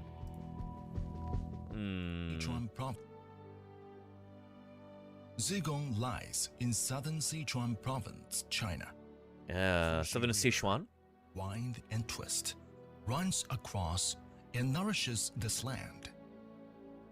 Beautiful. Look at those tree ferns. In the mudstone outline the serenely geomorphologic structure with low mountains, hills, and very cool. Yeah. Yet, under this seemingly calm land, a vast amount of amazing secrets are buried. Yep. More than 200 million years ago, Zigong area was in a key stage of sea land change. Large amounts of salt brine, rock salt, and natural gas were buried here. Yeah. About 160 million years ago, dinosaur became the master. They took over this land, roamed in forests and swamps. However, even the most powerful dominators cannot resist the force of nature evolution. Eventually, dinosaur gradually died out, And not gradually. It was pretty suddenly. Floated on the rivers and lakes. Oh. Oh, they're talking about individual dinosaurs. Flowing water. There's a little bit of a language barrier here. In the history of the Earth. Yeah. Yeah, pretty cool. About 2,000 years ago, ancestors here occasionally discovered the salt spring, which had been buried for over 200 million years, and then started looking for this scarce substance sedulously. Fushi Well, drilled in the period of Emperor Zhang of Eastern Han Dynasty, AD 76 to 88. And Nerf Dermot, we do have a few dinosaurs from Japan, yeah. And represents the beginning of salt whale production in Go to the floodplain. There you go, Lenina. Salt workers discovered a new drilling technology. For example, lock shaft whale, which was ingeniously inspired. Anyway, resource extraction, putting carbon up into the atmosphere, blah, blah, blah. Let's get to those dinosaurs. So this is probably, Glorious. The prospect.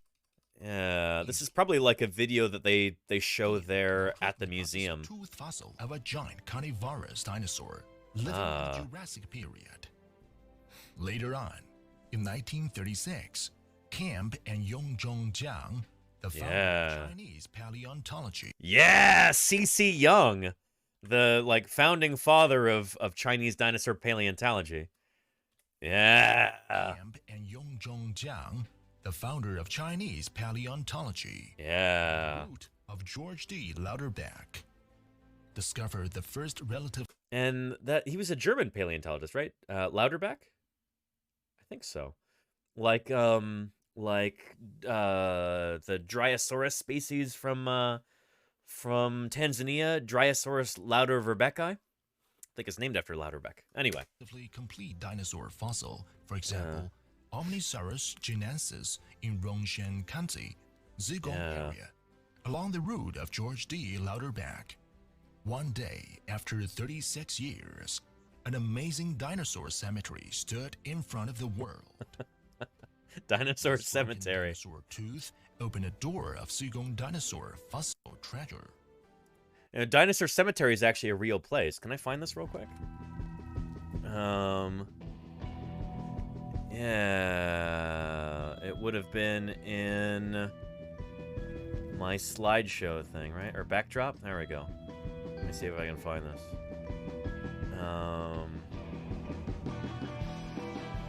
Dinosaur Cemetery. Come on now. Oh, shoot. Do I not have it here? I don't know if I do.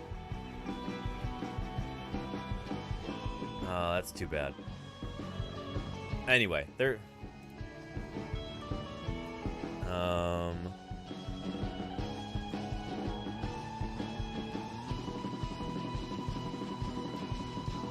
there images? Yeah, there you go. Dinosaur Cemetery. I've been there.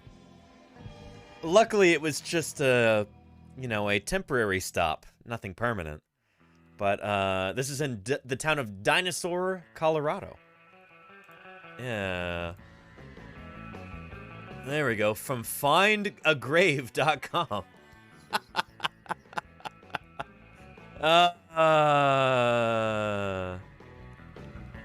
But yeah. Yeah. Anyway. Dinosaur Cemetery. Stood in front of the world. This broken dinosaur tooth opened a door of Zigong dinosaur fossil treasure.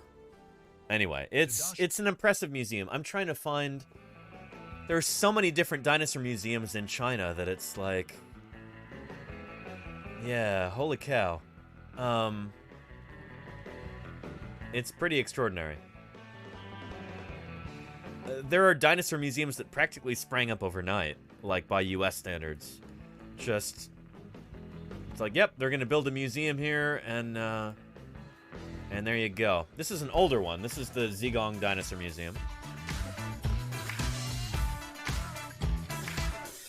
Yeah.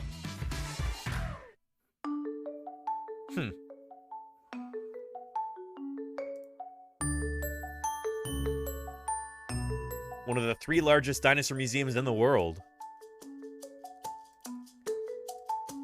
Good stuff. Put our own music here since they've got... Yeah. And, holy cow, Agilosaurus, louderback eye, also named after, Louderback. Yeah. Very nice. Yeah. And there's Mamenchisaurus, indeed, Jacob Neon. Mamenchisaurus, who's got the longest neck of any dinosaur. Will show up again here, I'm sure. Huayangosaurus. Yeah. I don't know. China's got some really incredible dinosaur museums. And there's Mamenchisaurus, I think. Yeah. Oh. Yeah. A new movie, China Needs Preparators. They absolutely do, Golganak. Yeah, holy cow. There's so many incredible dinosaur fossils in China. It's incredible. I remember Jim Kirkland talking about this. He said China's got this incredible dinosaur heritage. What they need is more people kind of doing the... Not necessarily doing the excavations, and not necessarily doing the descriptions, although they do need more people doing that. They need more people doing the... kind of the work in the middle. People doing preparation. People doing collections work. People doing, like, the day-to-day business of museums. That is kind of what China is lacking right now, is kind of those kind of middle-tier jobs. But holy cow, once China gets on top of that, we here in the U.S., who are used to having, we've got so many dinosaurs that are from the U.S., from these United States. We're used to having, like, the most dinosaurs of any country in the world. Holy cow, once China gets on that, they will eclipse us quite rapidly, I think. And good for them. They've got the dinosaur deposits there. Yeah. Yeah. And the lab work, cleaning the bones and stuff. Exactly, Smurfosaurus. Yes. Yes. So, yeah. Yeah. Very cool stuff. And we're starting to see that here. Spinosaurus finally getting published after this specimen was prepped. And oh my goodness, is this gorgeous. What a world-class specimen. Just be still, my beating heart.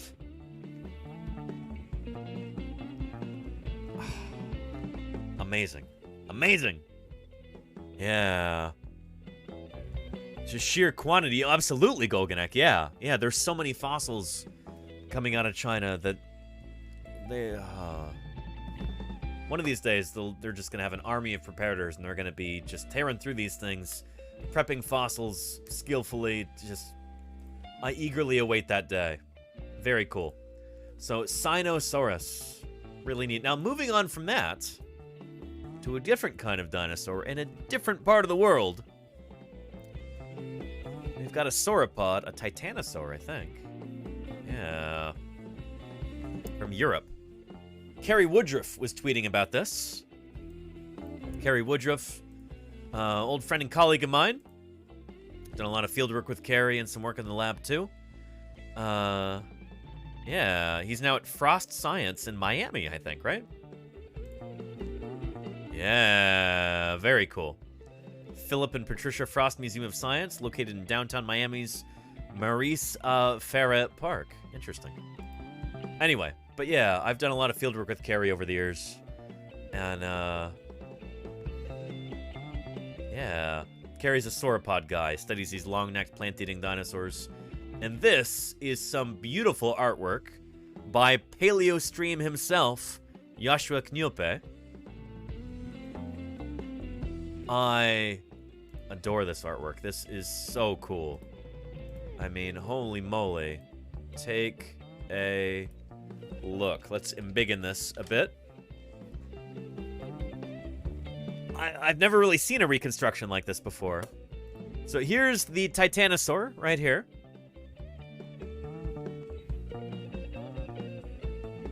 Found in cave deposits. This is so neat. Like, this would make, again, this would make a killer museum display, which I think Carrie was talking about here. Carrie says, and the paper, oh, there's the paper there. We're gonna take a look at that. Yeah, Carrie. I guess I got that from Carrie after reading this comment earlier. This would make a killer museum display. And Yashua says we might have something like that in the future. Very cool. Yeah. So Carrie says this might be the coolest sauropod taphonomy paper yet. And again, taphonomy is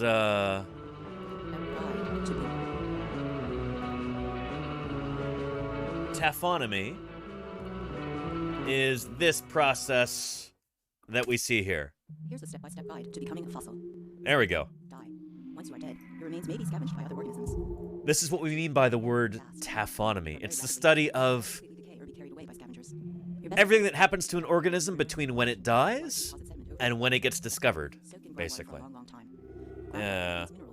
Over time, dissolved minerals can harden after filling in cavities in your skeleton, or the water can dissolve your skeleton, leaving only minerals in its place.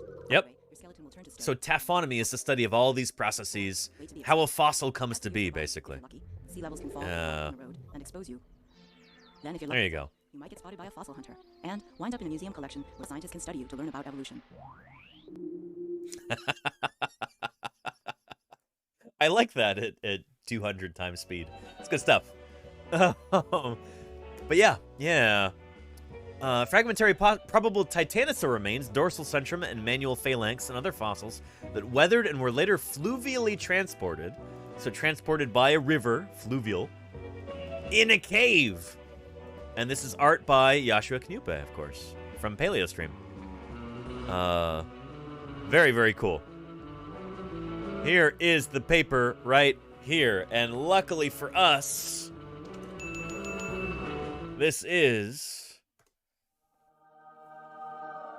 open access, and here is that link there in the chat for you. Take a look. I think that might be a download link, or it might just open up the PDF in your browser. But very, very cool stuff. Yeah. Really, really neat. Let's take a look. So it is from here in Germany, north of Frankfurt. The Busch Quarry at Balverbekum. Probably not saying that right, but yeah. And we've got some different elements right here. Very cool. Microvertebrate remains. Looks like probably some salamander jaws and stuff. Really neat. And, yep, a vertebra right there. Very nice. Iguanodontid material. Theropod material. Crocodile material.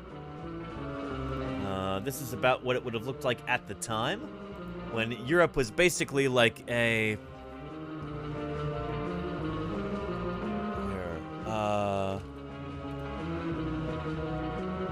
let's go back to, say, 90 million years ago. At the time, Europe would have been a series of islands, kind of an archipelago in this warm tropical sea. Sea levels were very high at the time, and Germany, right there, yeah, would have looked something kind of like this.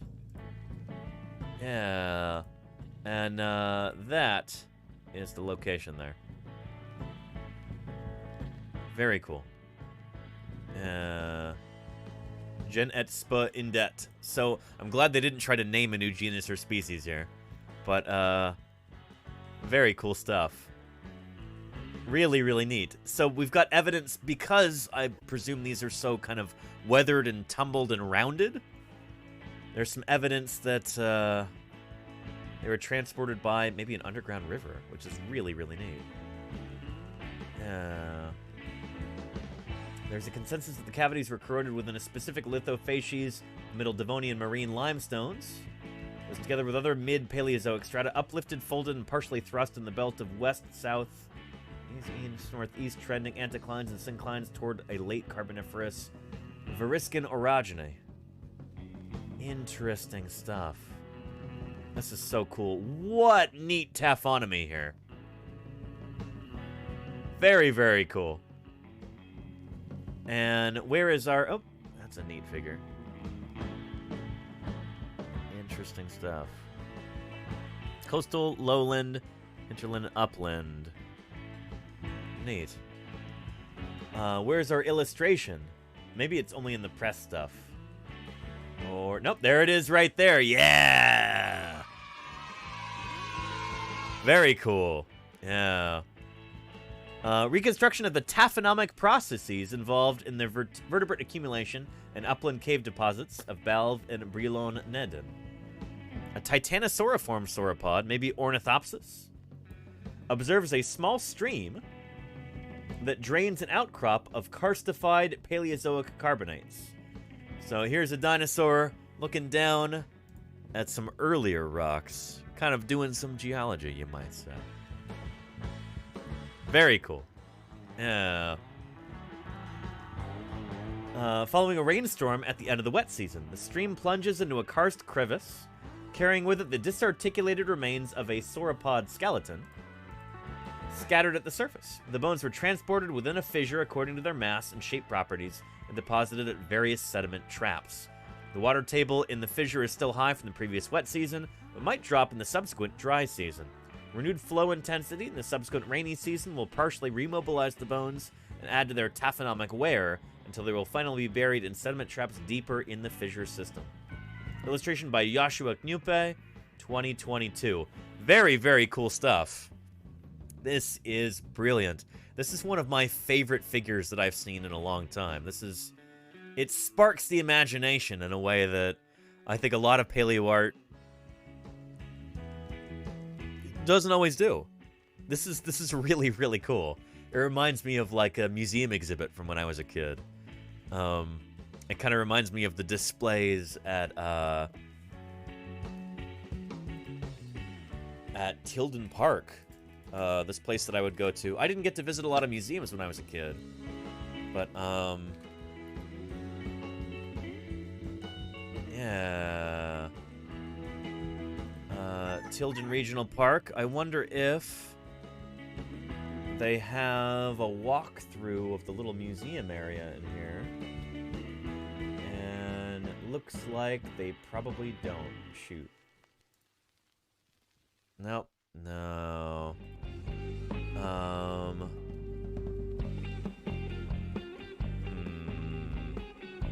They have a miniature railroad that gets a lot of attention, but, yeah, but the museum here...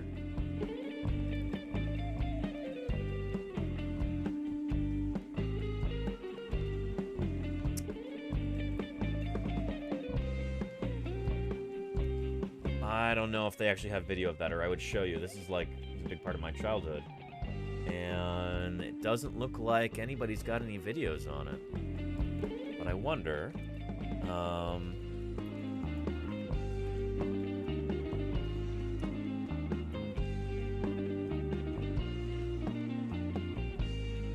hope it still exists. Shoot. I hope they didn't tear it down or something.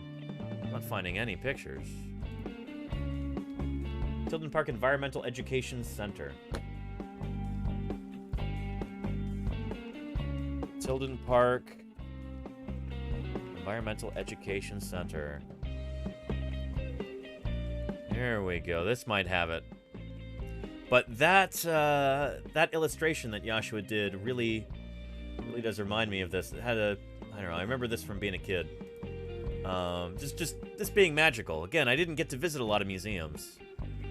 But this was really special to me.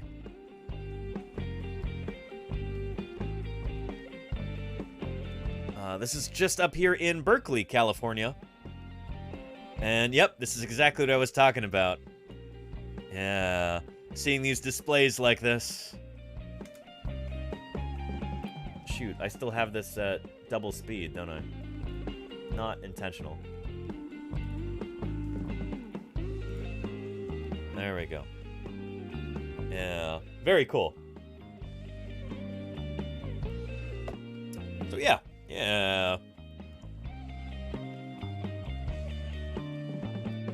Really neat stuff. Just kind of seeing the world from a different point of view. starting to think about all of the creatures that live underground also. Not just the ones that are immediately obvious on the surface, but kind of seeing this environment as a whole. It was really, really cool to be able to see this as a very small child. I probably visited here for the first time when I was like 3 years old or something. And it's really cool to see a video with all of this. But it does remind me very much of this remarkable illustration that Joshua did. It captures the imagination. I like this a lot. So here's some tumbled remains of sauropod down here. Of course, you've got bones scattered on the surface. Those worked their way down into a fissure eventually, carried by groundwater into other subterraneous caverns like that, transported by flowing water, and then deposited here. But while they're being transported, they're getting rolled around, tumbled, and rounded like this. Almost like driftwood you would see on the beach or something like that, you know? Really cool stuff. Really cool stuff. But yeah. Jacob Neon says, I wish we had more dinosaur fossils in Germany. At least we have Archaeopteryx, I guess. You do have Archaeopteryx. And Juravenator, and Plateosaurus, and a number of other cool dinosaurs. And now you've got some remains of a sauropod, potentially. A titanosaur, most likely. Very cool. From an ancient cave. Really neat. Really, really neat. Yeah. What a neat paper. Very, very cool. Yeah. The excavations at Balve are still ongoing, and additional sauropod remains can hopefully be found in the next years, which may support and or supplement the results of this study. Very, very cool. Again, here is the link if you would like to look at it for yourself. But yeah.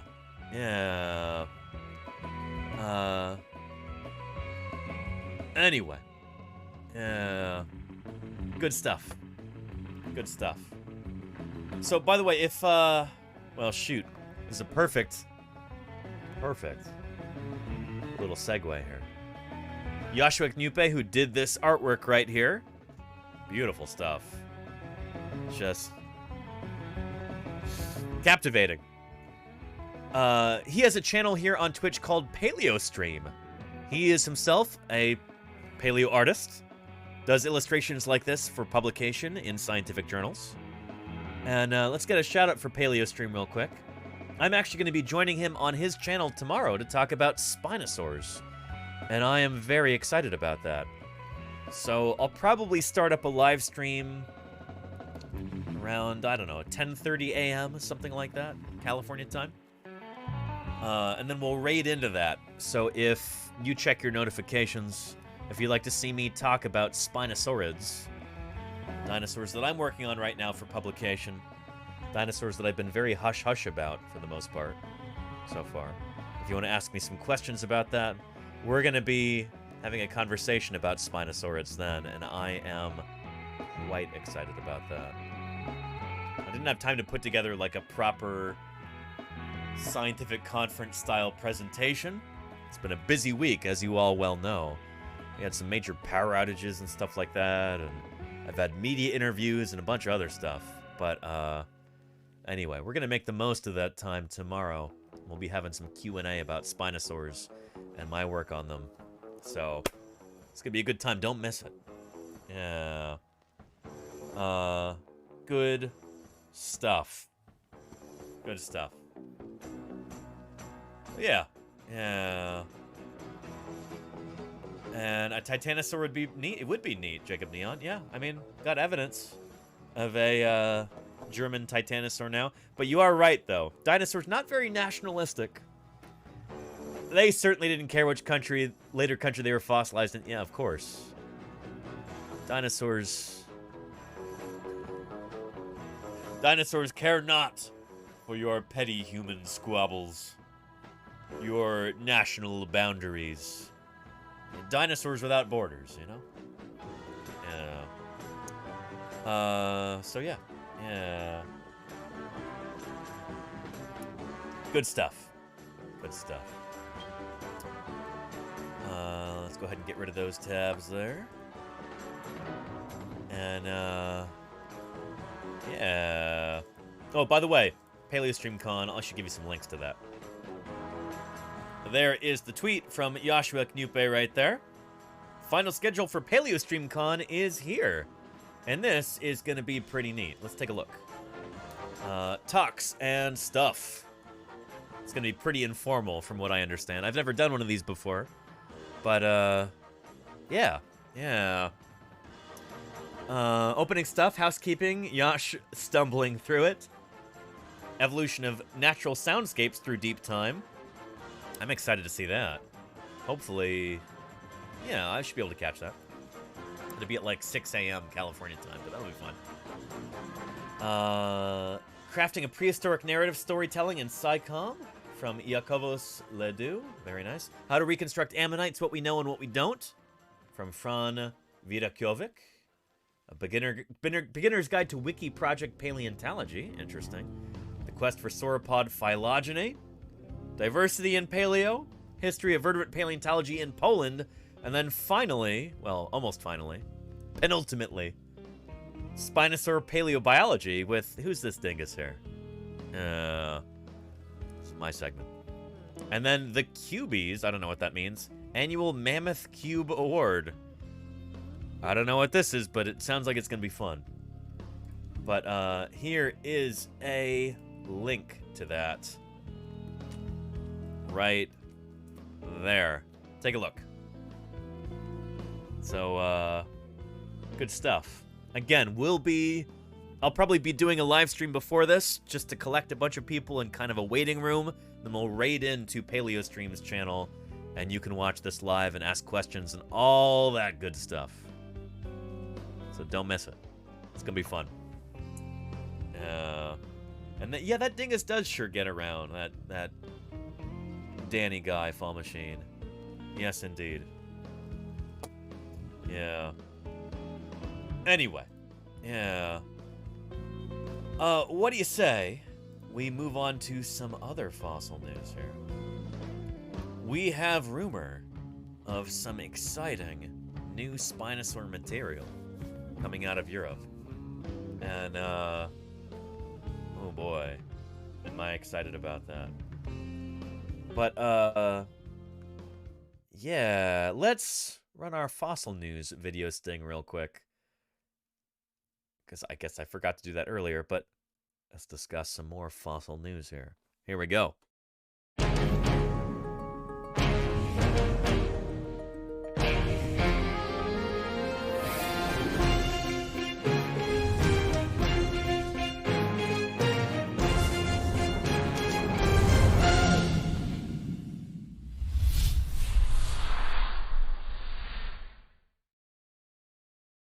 All right, it's time for some fossil news. Let's get into it. De el Fundación para el Estudio de los Dinosaurios en Castilla y León, los restos del dinosaurio Spinosaurido más completo de la península se presentan en Logroño. Let's translate that to English, shall we?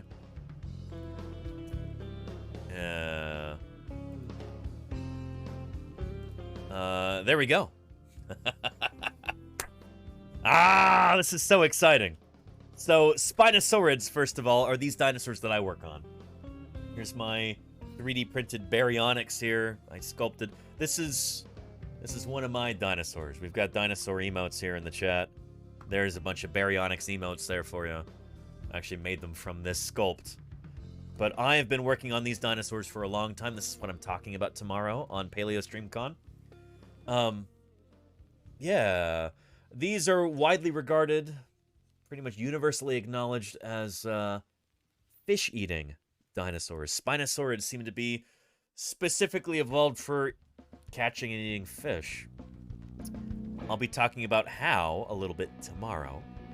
But these animals are pretty rare. Spinosaurids are, they're not particularly common. They tend to be pretty fragmentary when they are found. They're fairly mysterious dinosaurs in a lot of ways. We've never found a complete Spinosaur skeleton of any Spinosaur species anywhere in the world. The closest thing that we have to a complete Spinosaur skeleton might be Baryonyx from the UK. In fact, maybe I can show you a little video about that. Yeah, let's see here. Scrolling through. Man, it's tricky because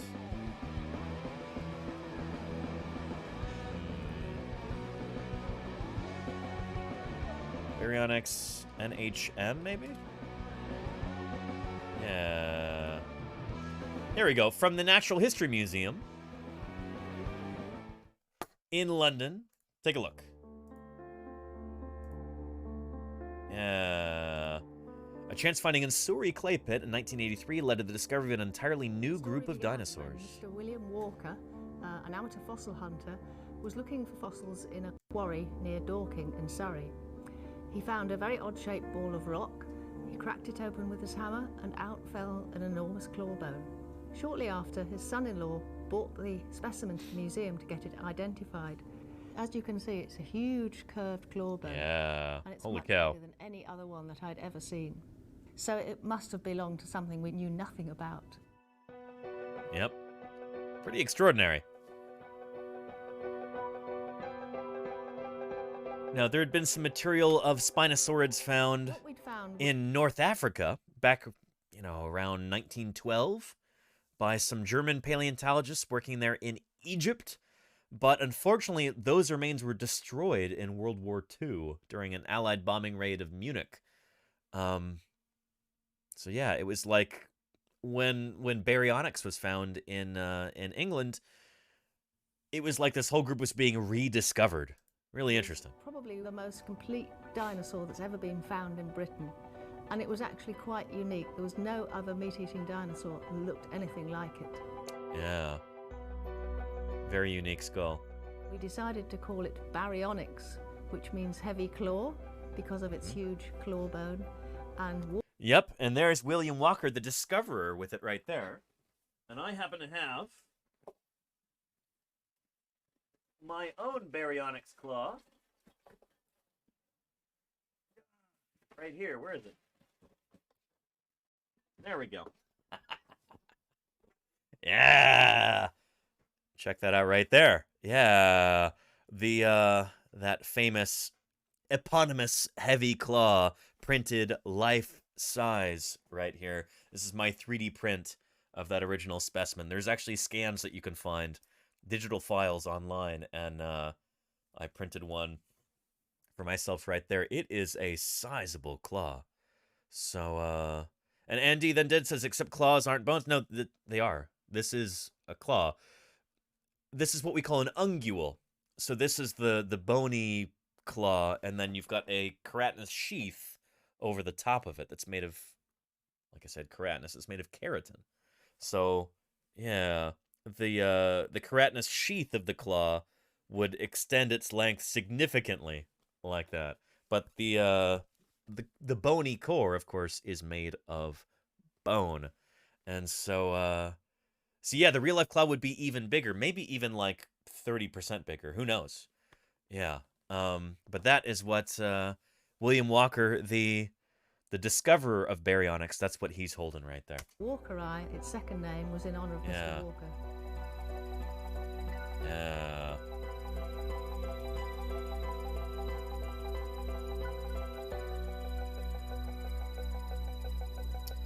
Yep, and this is true. Yeah, most big predatory dinosaurs, most big theropods have got pretty tall skulls.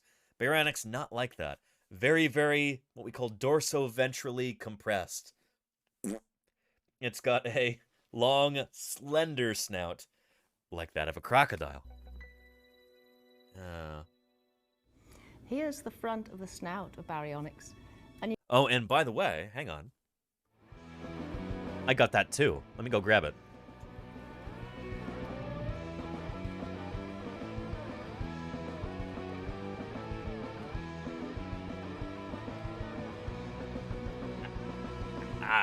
Ah, yeah.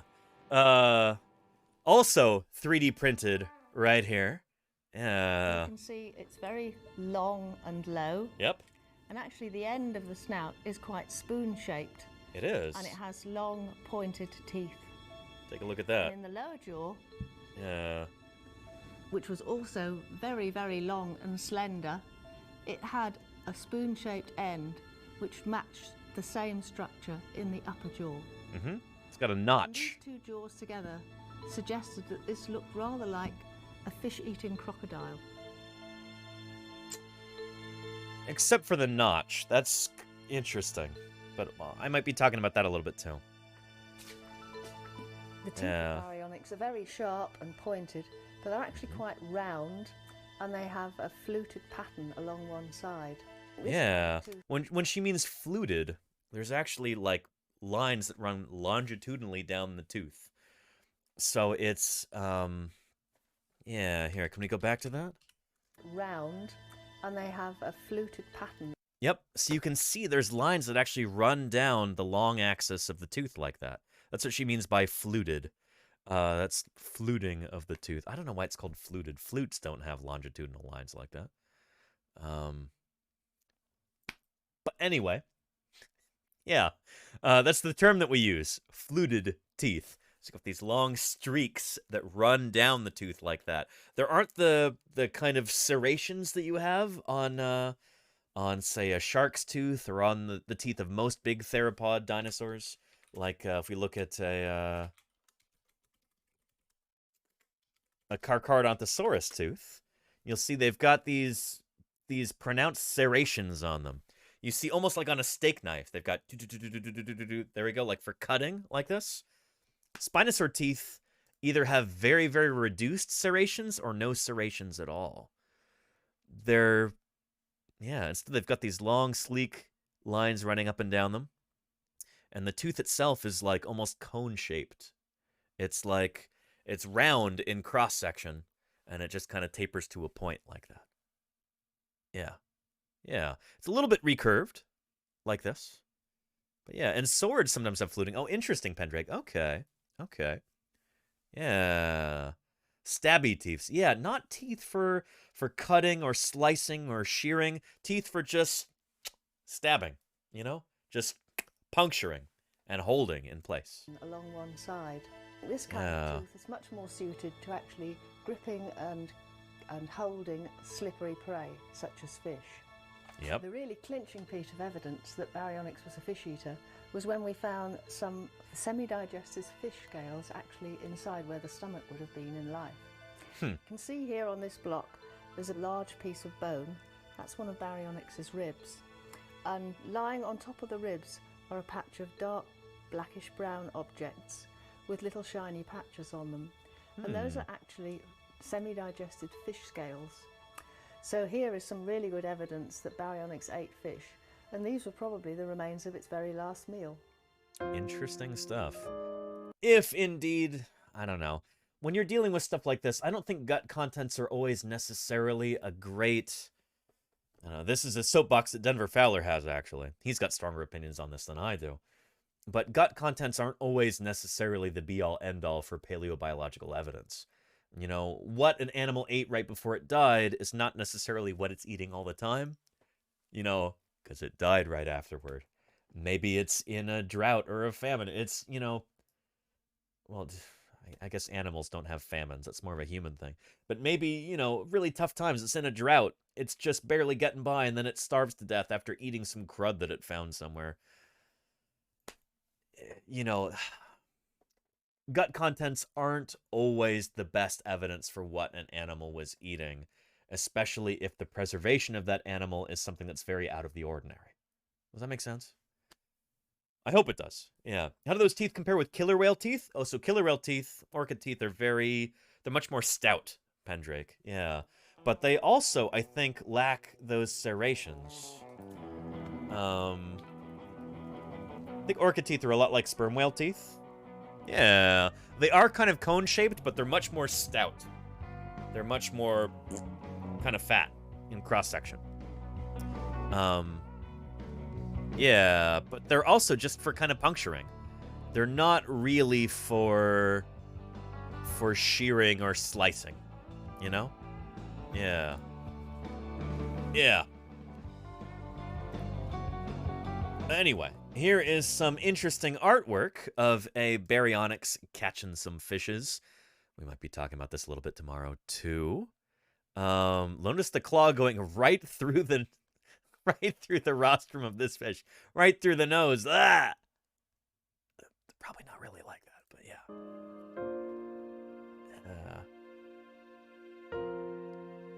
yeah.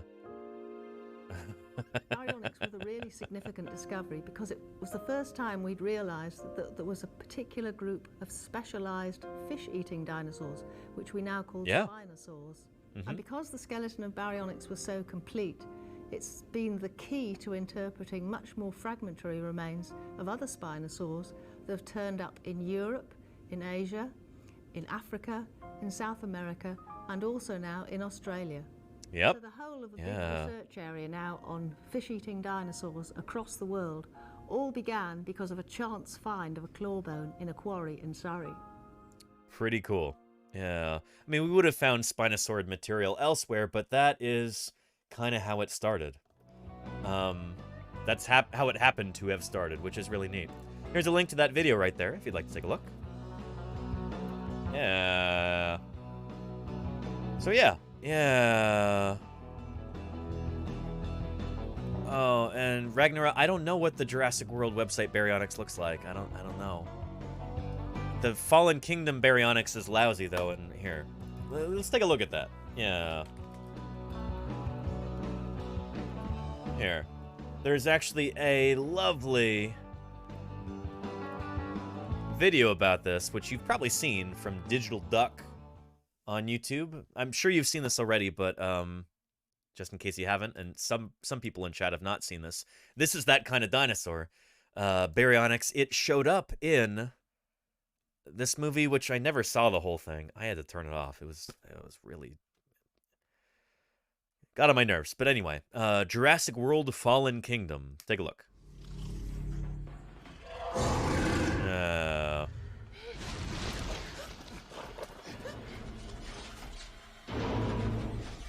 And that is beautiful, but that's not what it looked like in the movie. Here. See what I mean? Take a look. Oh, that's gorgeous. So this person who made this video wanted to take the really, really lousy Jurassic World baryonyx, which is, oh, it's just dog water. Garbage. Garbage. Its snout is like kind of broad. It's got kind of an alligator snout kind of thing going on. Just lousy in so many different ways. And it's got crocodile scutes for some reason. Ugh. I remember this being some of the concept art, which was a zillion times better. And, here. Right. I'm trying to show this to you in a way that you can properly see it. There we go. This is a zillion times better. I think this might be work by Julius Chitney, renowned paleo artist. Really, really good stuff. So anyway, the person doing this decided that they wanted to kind of show off their talents here in digital VFX. And this is like one person doing this, which is, honestly, it should be really embarrassing for the people who made Jurassic World Fallen Kingdom, especially the director, that like one random guy can do this so much better than like a whole team of people who are probably having managers breathe down their necks. And I don't know, this is not the fault of the artist, it's the fault of the art director or the movie director, whoever. But yeah.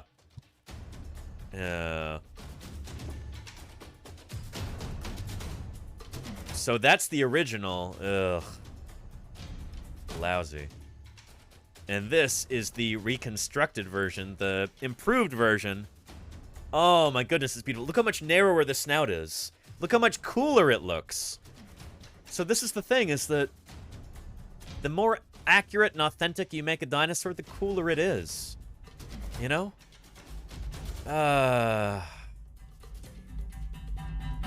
Look at that. Beautiful.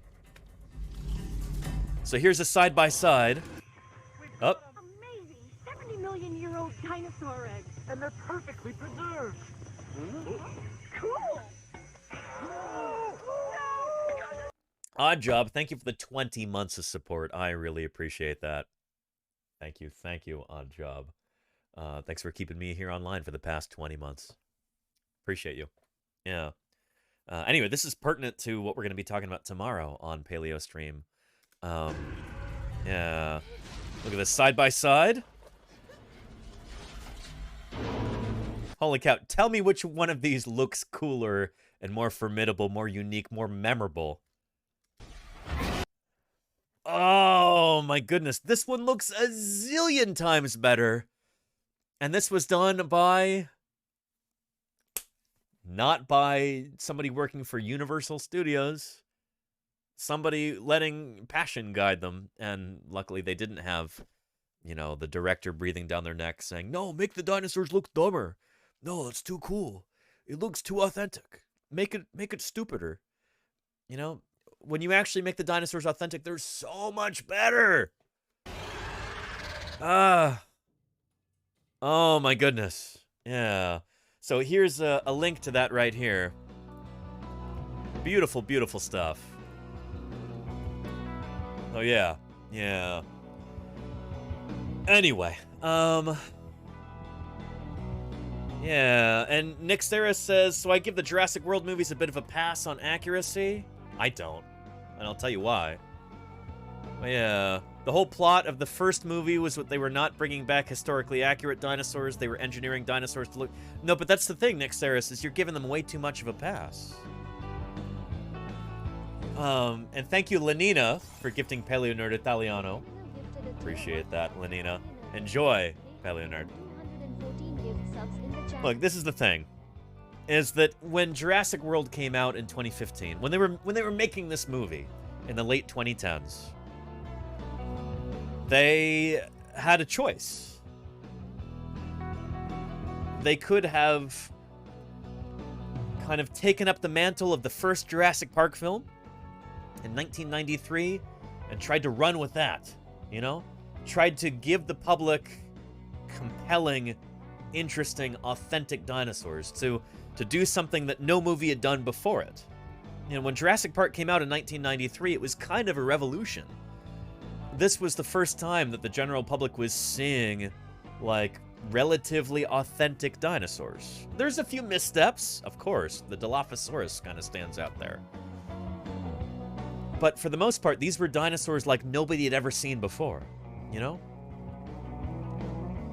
Jurassic Park was ahead of its time back in, well, shoot. You know, there's a video we can watch about this. Here. We've watched it several times before, but let's watch it again. There we go. Really well made. They really knocked this one out of the park. When Jurassic Park first came out in 1993, it was a pretty groundbreaking depiction of dinosaurs. It really was. Steven Yeah. Spielberg certainly took plenty of artistic liberties. Yeah. Overall, the movie was so much better than what had come before in terms of recreating what scientists knew about how dinosaurs looked and how they moved.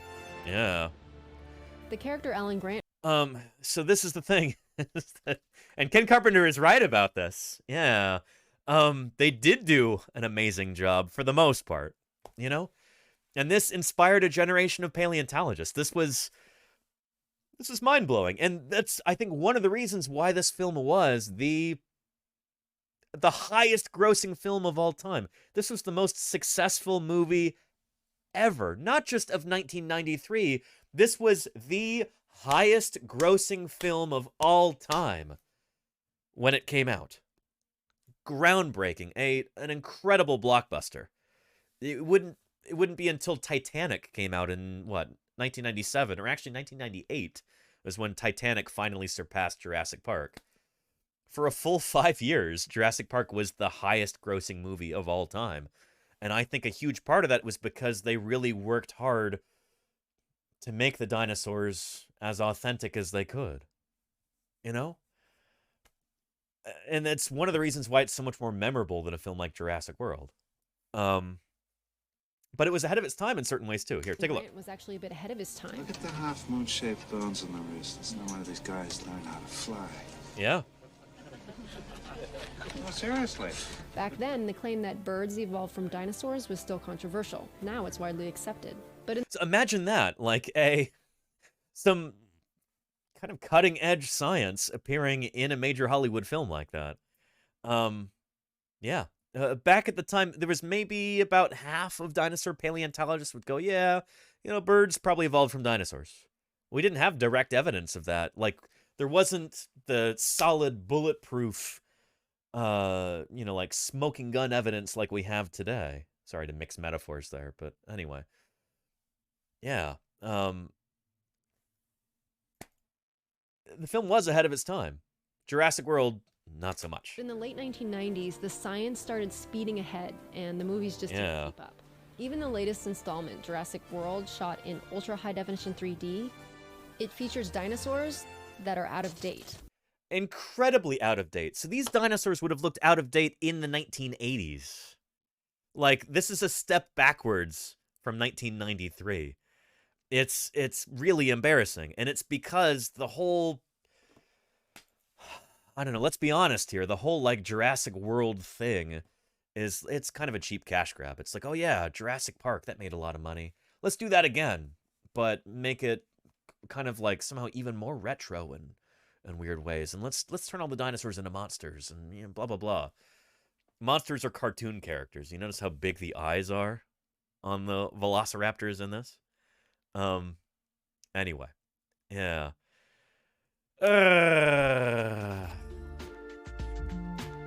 Yeah.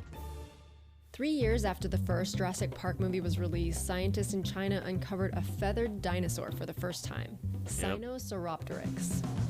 It takes very specific conditions. Awful paleo nerd, yeah. Soft tissues like these primitive feathers. The animals had to be buried quickly before decomposing, and in fine-grained sediment.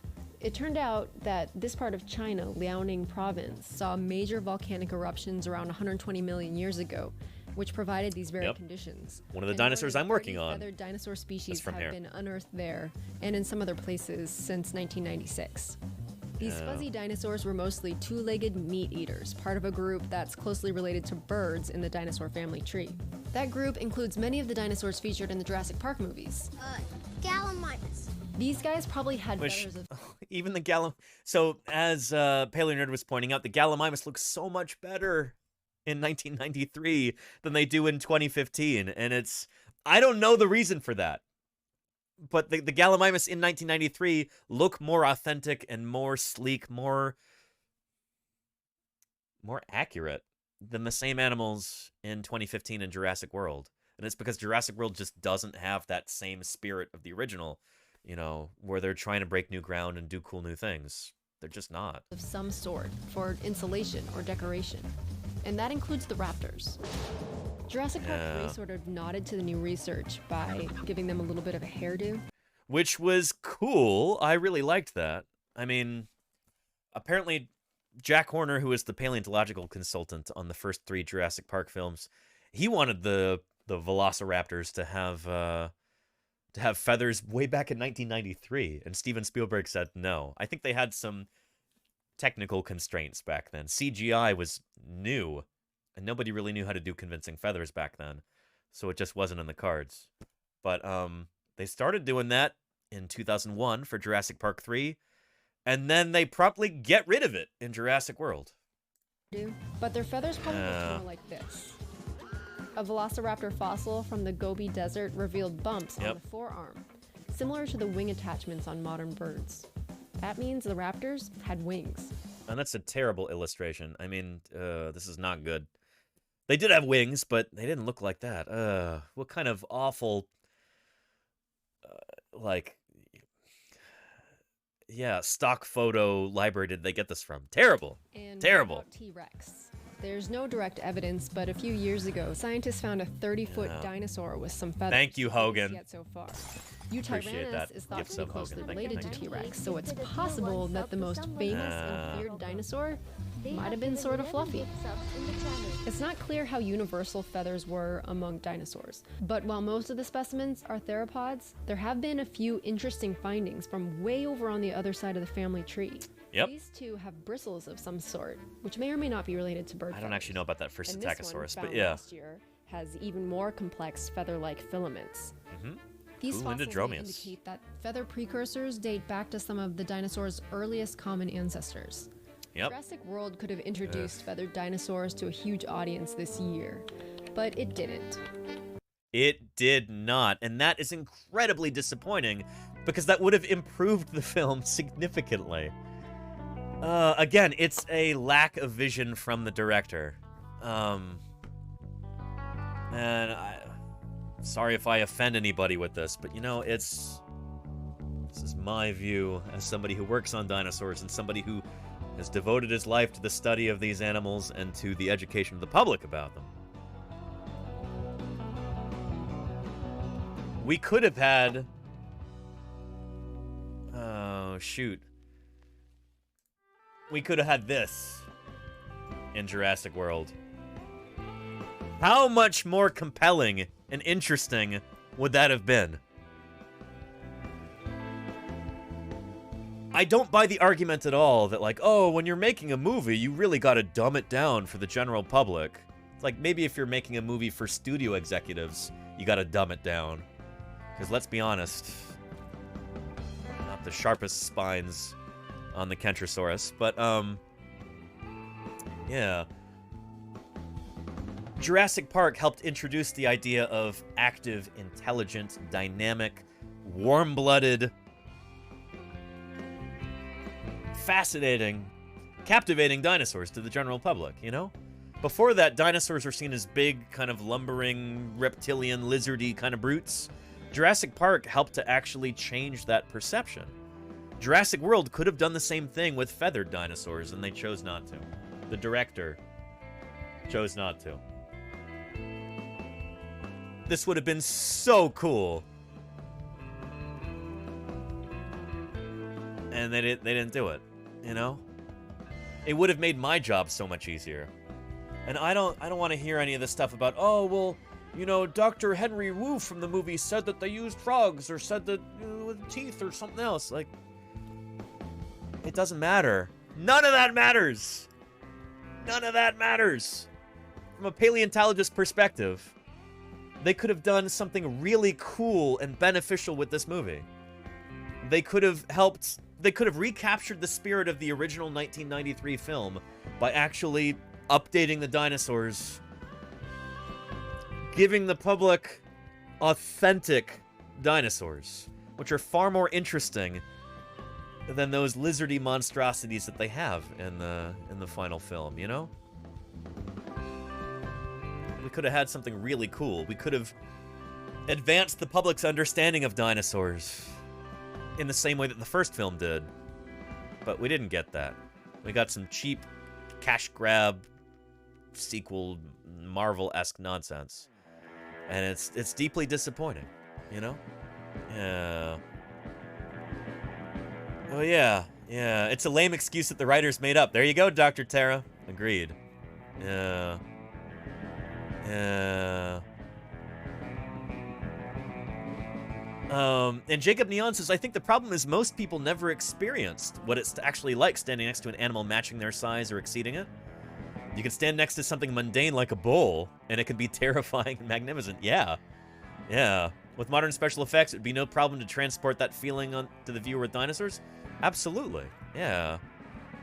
I mean, think how much cooler it would be if... I don't know, think how much more interesting the raptors would be if they had feathered wings like this in the final film, you know? Again, I know we look at this a lot, but here it is.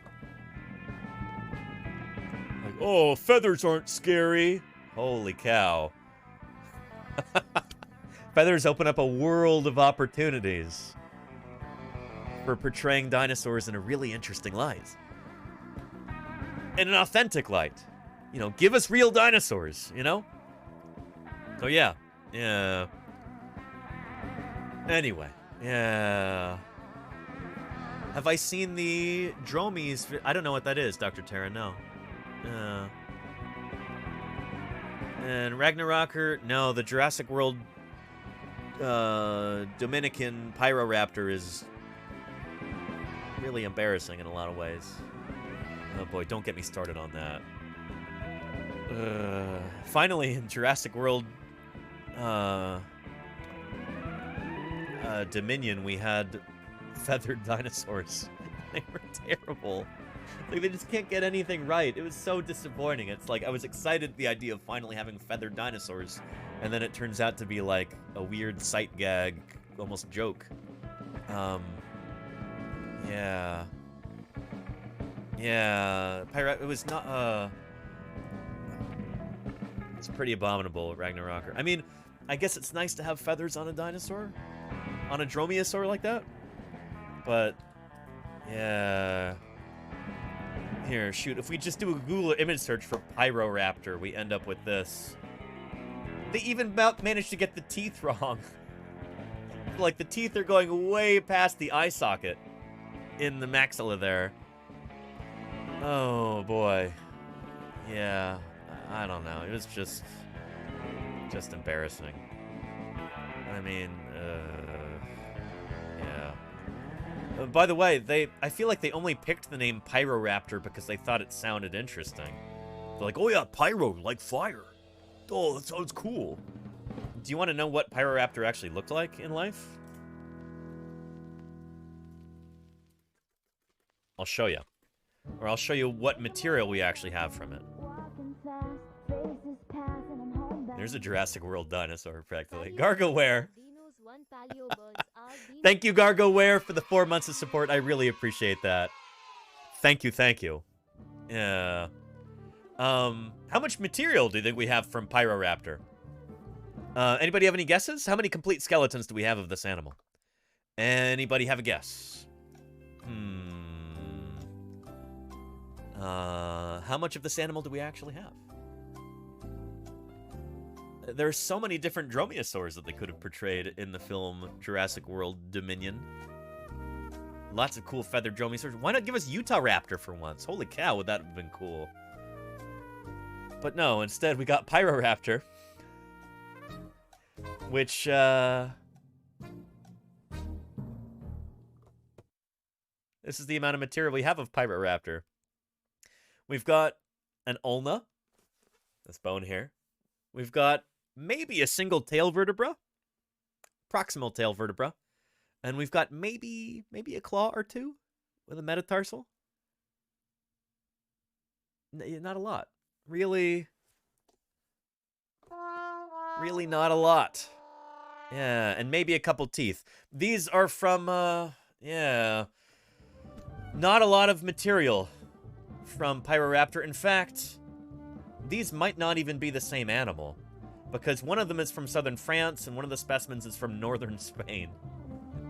They might not even be coeval. So yeah. You know, why not give us Utahraptor or something like that? It's just another example of how the filmmakers are just completely out of touch, and again, disappointing. Very disappointing. Yeah, what is this? Was it described by the Brits? No, that's Veroraptor or Wheeldoraptor? Which is the one from the Isle of Wight? I forget. But yeah. Anyway. Yeah. Give us the theropod we have a full skeleton of, or at least more than scraps. Pyroraptor is a dubious genus. You know? We don't even know if it's a dromaeosaur. We don't even really know if it's a close relative of, like, Velociraptor. It could be a Unilogene. Yeah, we really don't know. We know next to nothing about this animal. And they chose the name because it sounded cool, I assume. Just, yeah, and then they make it swim underneath the water and, like, in ice-cold water. Just doesn't make any sense at all. Yeah. But yeah, Vectoraptor. Thank you, Jacob Neon. That's the one I was thinking of, which is based on, like, a couple of little scrappy elements that are Might not even be dromaeosaurid in origin. Yeah. Anyway, yeah. A Megaraptoran would be really cool, Ragnarocker. Yeah, that would have been really neat. Give us a cool Gondwanan theropod like that. That would have been interesting and new. Yeah. But yeah. And Ragnarocker says Utahraptor is a real-life Jurassic Park Velociraptor. Changed my mind. I will change your mind. Utahraptor was found... It was described after the movie came out. So no, it's not Utahraptor. It's Deinonychus. That's why they show it being dug up in Montana in the original film, where Deinonychus is from. Yeah. So yeah. Anyway, but yeah.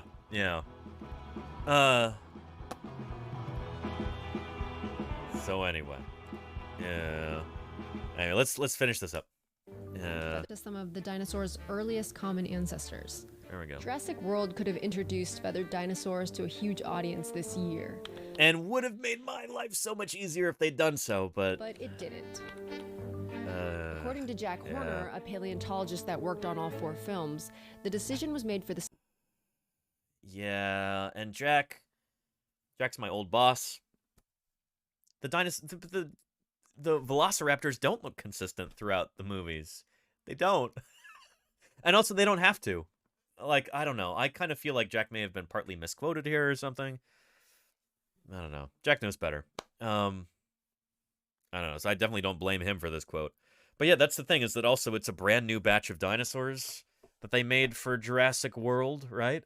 So like even within in the script of the movie, like within the in-universe explanation is that those are new dinosaurs, right? They could have had a line very easily. You know, B.D. Wong's character could have had a line in the film like, oh yeah, we've learned so much about dinosaurs over the past 20 years that, you know, now we're able to make our dinosaurs all the more authentic and fascinating. And bow, there you go. You can have feathered dromaeosaurs in the movie, but they didn't do that. I didn't do that. For the sake of consistency. Yeah. But you have to assume that they also just weren't up for the task of making feathers into something scary. But feathers can be incredibly scary. Shoot. Oh, man. Yeah.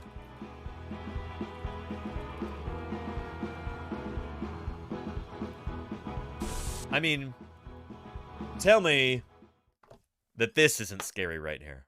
You ready?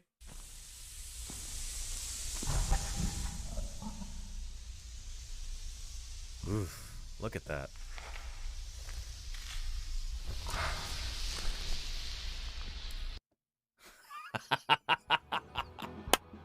Ah! That's basically the filmmakers telling on themselves. They're like, yeah, we're not very good at this. You can absolutely make a feathered dinosaur scary if you do it in a clever way. And holy cow, modern birds can be incredibly scary. I mean, shoot. Yeah. Here, take a look at this. Yeah. Moment of crisis. What prompted such a desperate call to 911? It was a vicious physical attack, not from a human being, but from a bird. Yep. A bird called a cassowary, just like the one behind me. It's known as the most dangerous bird in the world. The cassowary is a close descendant of the fierce velociraptors. Oh, boy. It's not a descendant of Velociraptor. Velociraptor doesn't have any living descendants. These animals, they went extinct at the end of the Cretaceous. Birds had evolved earlier from dinosaur ancestors in the Jurassic, so they'd split off earlier, long before Velociraptor evolved. The dinosaurs But, Jurassic World. Stand down. Who would keep such a creature as a pet? This man did. 75-year-old Florida man. Marvin Hajos of suburban Gainesville, Florida. His Yeah. urgent call to 911 came after he was attacked by his pet cassowary. Fight between cassowary and man, he didn't stand a chance. Somehow, Hajos was able to call a friend who then placed his own call to 911, urging police to get there quickly. He sounded really frantic on the phone. All he said was send an ambulance, send an ambulance, send an ambulance. Zookeeper Debbie Morganson uses a rake, especially during breeding season when the birds are protecting their eggs. Look at that beautiful egg. The thing you worry about is their feet. It's their most deadly weapon. She's correct. Cassowaries don't bite. They use their claws, which can grow kick. 4 inches long. This guy uses a thick shield to protect himself during an attack. Holy more like cow. running at you and kicking you and jumping at you with those feet. And Yep. Yeah, let me show you a cassowary claw.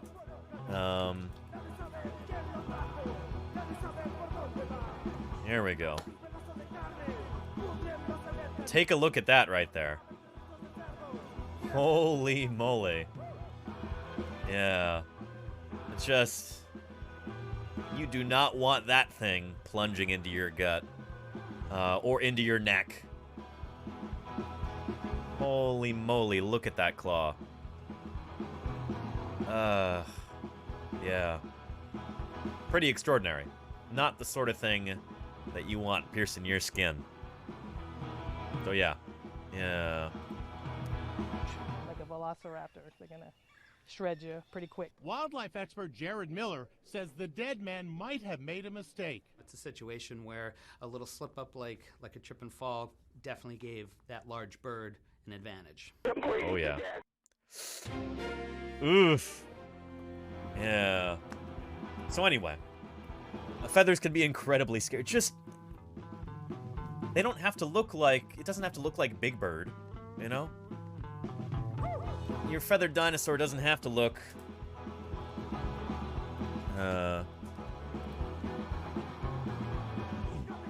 you know, when we say feathered dinosaurs, this is not what we're talking about, for the most part, you know? Yeah. Instead, think more like, let's see.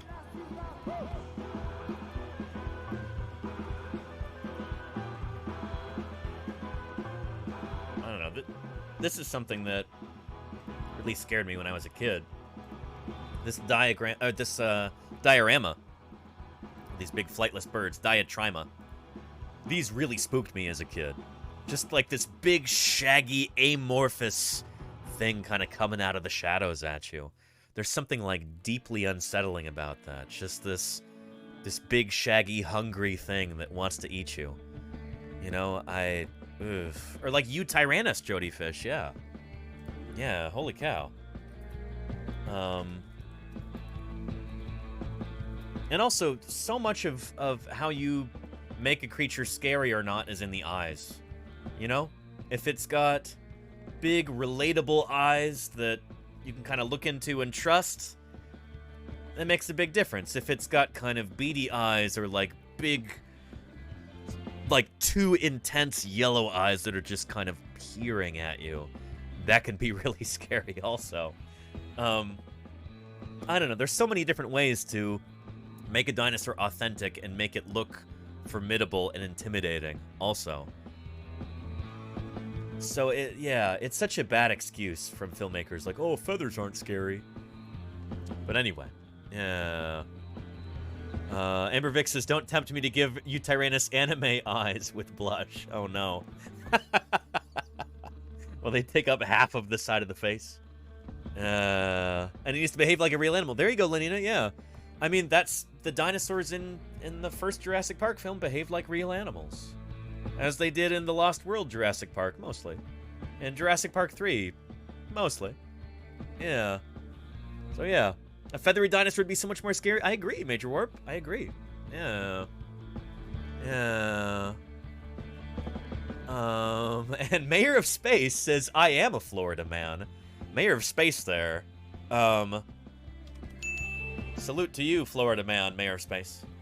Mayor of Space says, I would like to keep some dinosaurs, but just little chickens, not wild animals. My parents adopted a raccoon one time, and it was such a bad experience that I said never again to wild animals as pets, and you are wise for that, Mayor of Space. That's why you're the mayor, you know? Yeah. So yeah. Yeah. Ah! Good stuff. Good stuff. So anyway, wait, shoot, we didn't actually get to talk about that new Spinosaur, did we? Let's get into that right now. Yeah. New Spinosaur material. The remains of the most complete Spinosaurid dinosaur on the peninsula are presented in Logroño.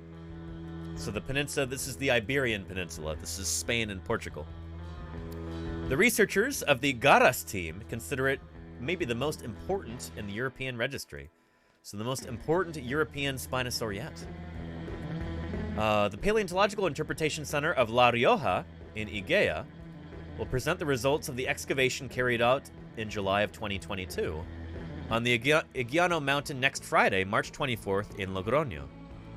The remains found represent the discovery of a large carnivorous dinosaur as reported by Diario La Rioja last year. The Garras excavation team focused in the summer on the Virgen del Vilar II site. He considers that the quality and quantity of the material recovered in the aforementioned campaign will have a social and scientific impact. Ooh, very nice. There's going to be some popular appeal here for sure. At a national and international level for 3 reasons. 1, it is the most complete Spinosaurid dinosaur in the Iberian Peninsula, so from Spain or Portugal. It is one of the most complete theropods of the Spanish record, and it is possibly the Spinosaurid with the most pieces, so the most complete Spinosaurid from Europe, rivaling even the iconic English dinosaur Baryonyx. Very, very cool. Likewise, they stress that it is a discovery of the first order and will undoubtedly become one of the most important paleontological discoveries in the entire history of La Rioja, and is called to become a reference in national paleontology. The presentation will take place on Friday at 7 o'clock p.m., which, that's already happened. Holy cow.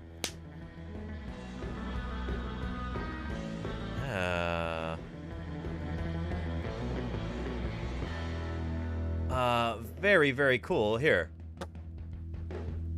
And let's translate that to English there. There we go. Anyway, this is, oh, shoot. I guess this is being presented now, or has already been presented. But very exciting stuff. We will be talking about this tomorrow. We're going to be talking about this on PaleoStream's channel. Because, again, I've been working on Spinosaurids for a good while now. I've been very hush-hush about those findings thus far. If you would like to learn more about the work of me and my co-author, I'm going to be having a kind of special Q&A session about Spinosaurid paleobiology. Still going to be a little bit cagey about these things. We're not going to show all of our cards. But I'm going to be talking a little bit about my Spinosaurid work tomorrow on PaleoStream's channel for PaleoCon. So here is a link to that. You can watch it on Twitch or on their Discord. There's a link to that tweet there from Joshua Knupe. This will be around 11 a.m. California time. So about 3 hours before I usually stream. 3 hours before our usual start time. But there you go.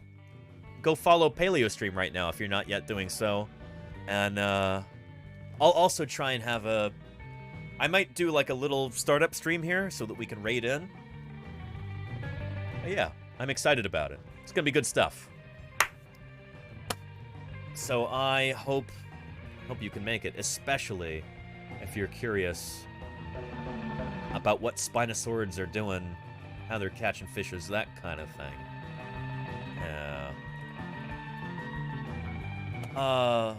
But yeah, until then, we are going to go right into Lordy's channel here. And stick around, because I'm actually going to be joining Lordy in her kitchen in just a little bit. I'm going to be raiding in, and then I'm going to hop in my car and head over there. And I'm going to be joining Lordy for a special Springsgiving featuring Ios and Paleontologizing. We're having Thanksgiving in March. It's going to be a lot of fun. So let's get to that, shall we? go ahead and wrap up today's broadcast. There's a Deinonychus skull spinning around right there to run our credits over. And let's go raid Lordy. Yeah. Good stuff. So yeah. And thank you for everything you do, Lenina, and other moderators. Mayor Space, thank you. Thank you to everybody whose names are showing up here in the credits. I appreciate you more than you know. From those hard-working moderators there, to everybody who followed, whose names are appearing presently, to everybody who gifted a sub or contributed in any way financially to this broadcast, thank you for helping me do what I do here. Thank you for your support. It really does mean a lot to me. But again, don't go away. You want to be part of this raid. Because I'll be showing up in hopefully fewer than 20 minutes in Lordy's channel. And we're going to be having some food together. It's going to be a good time. So if you want to hang out, yeah, then please join the raid.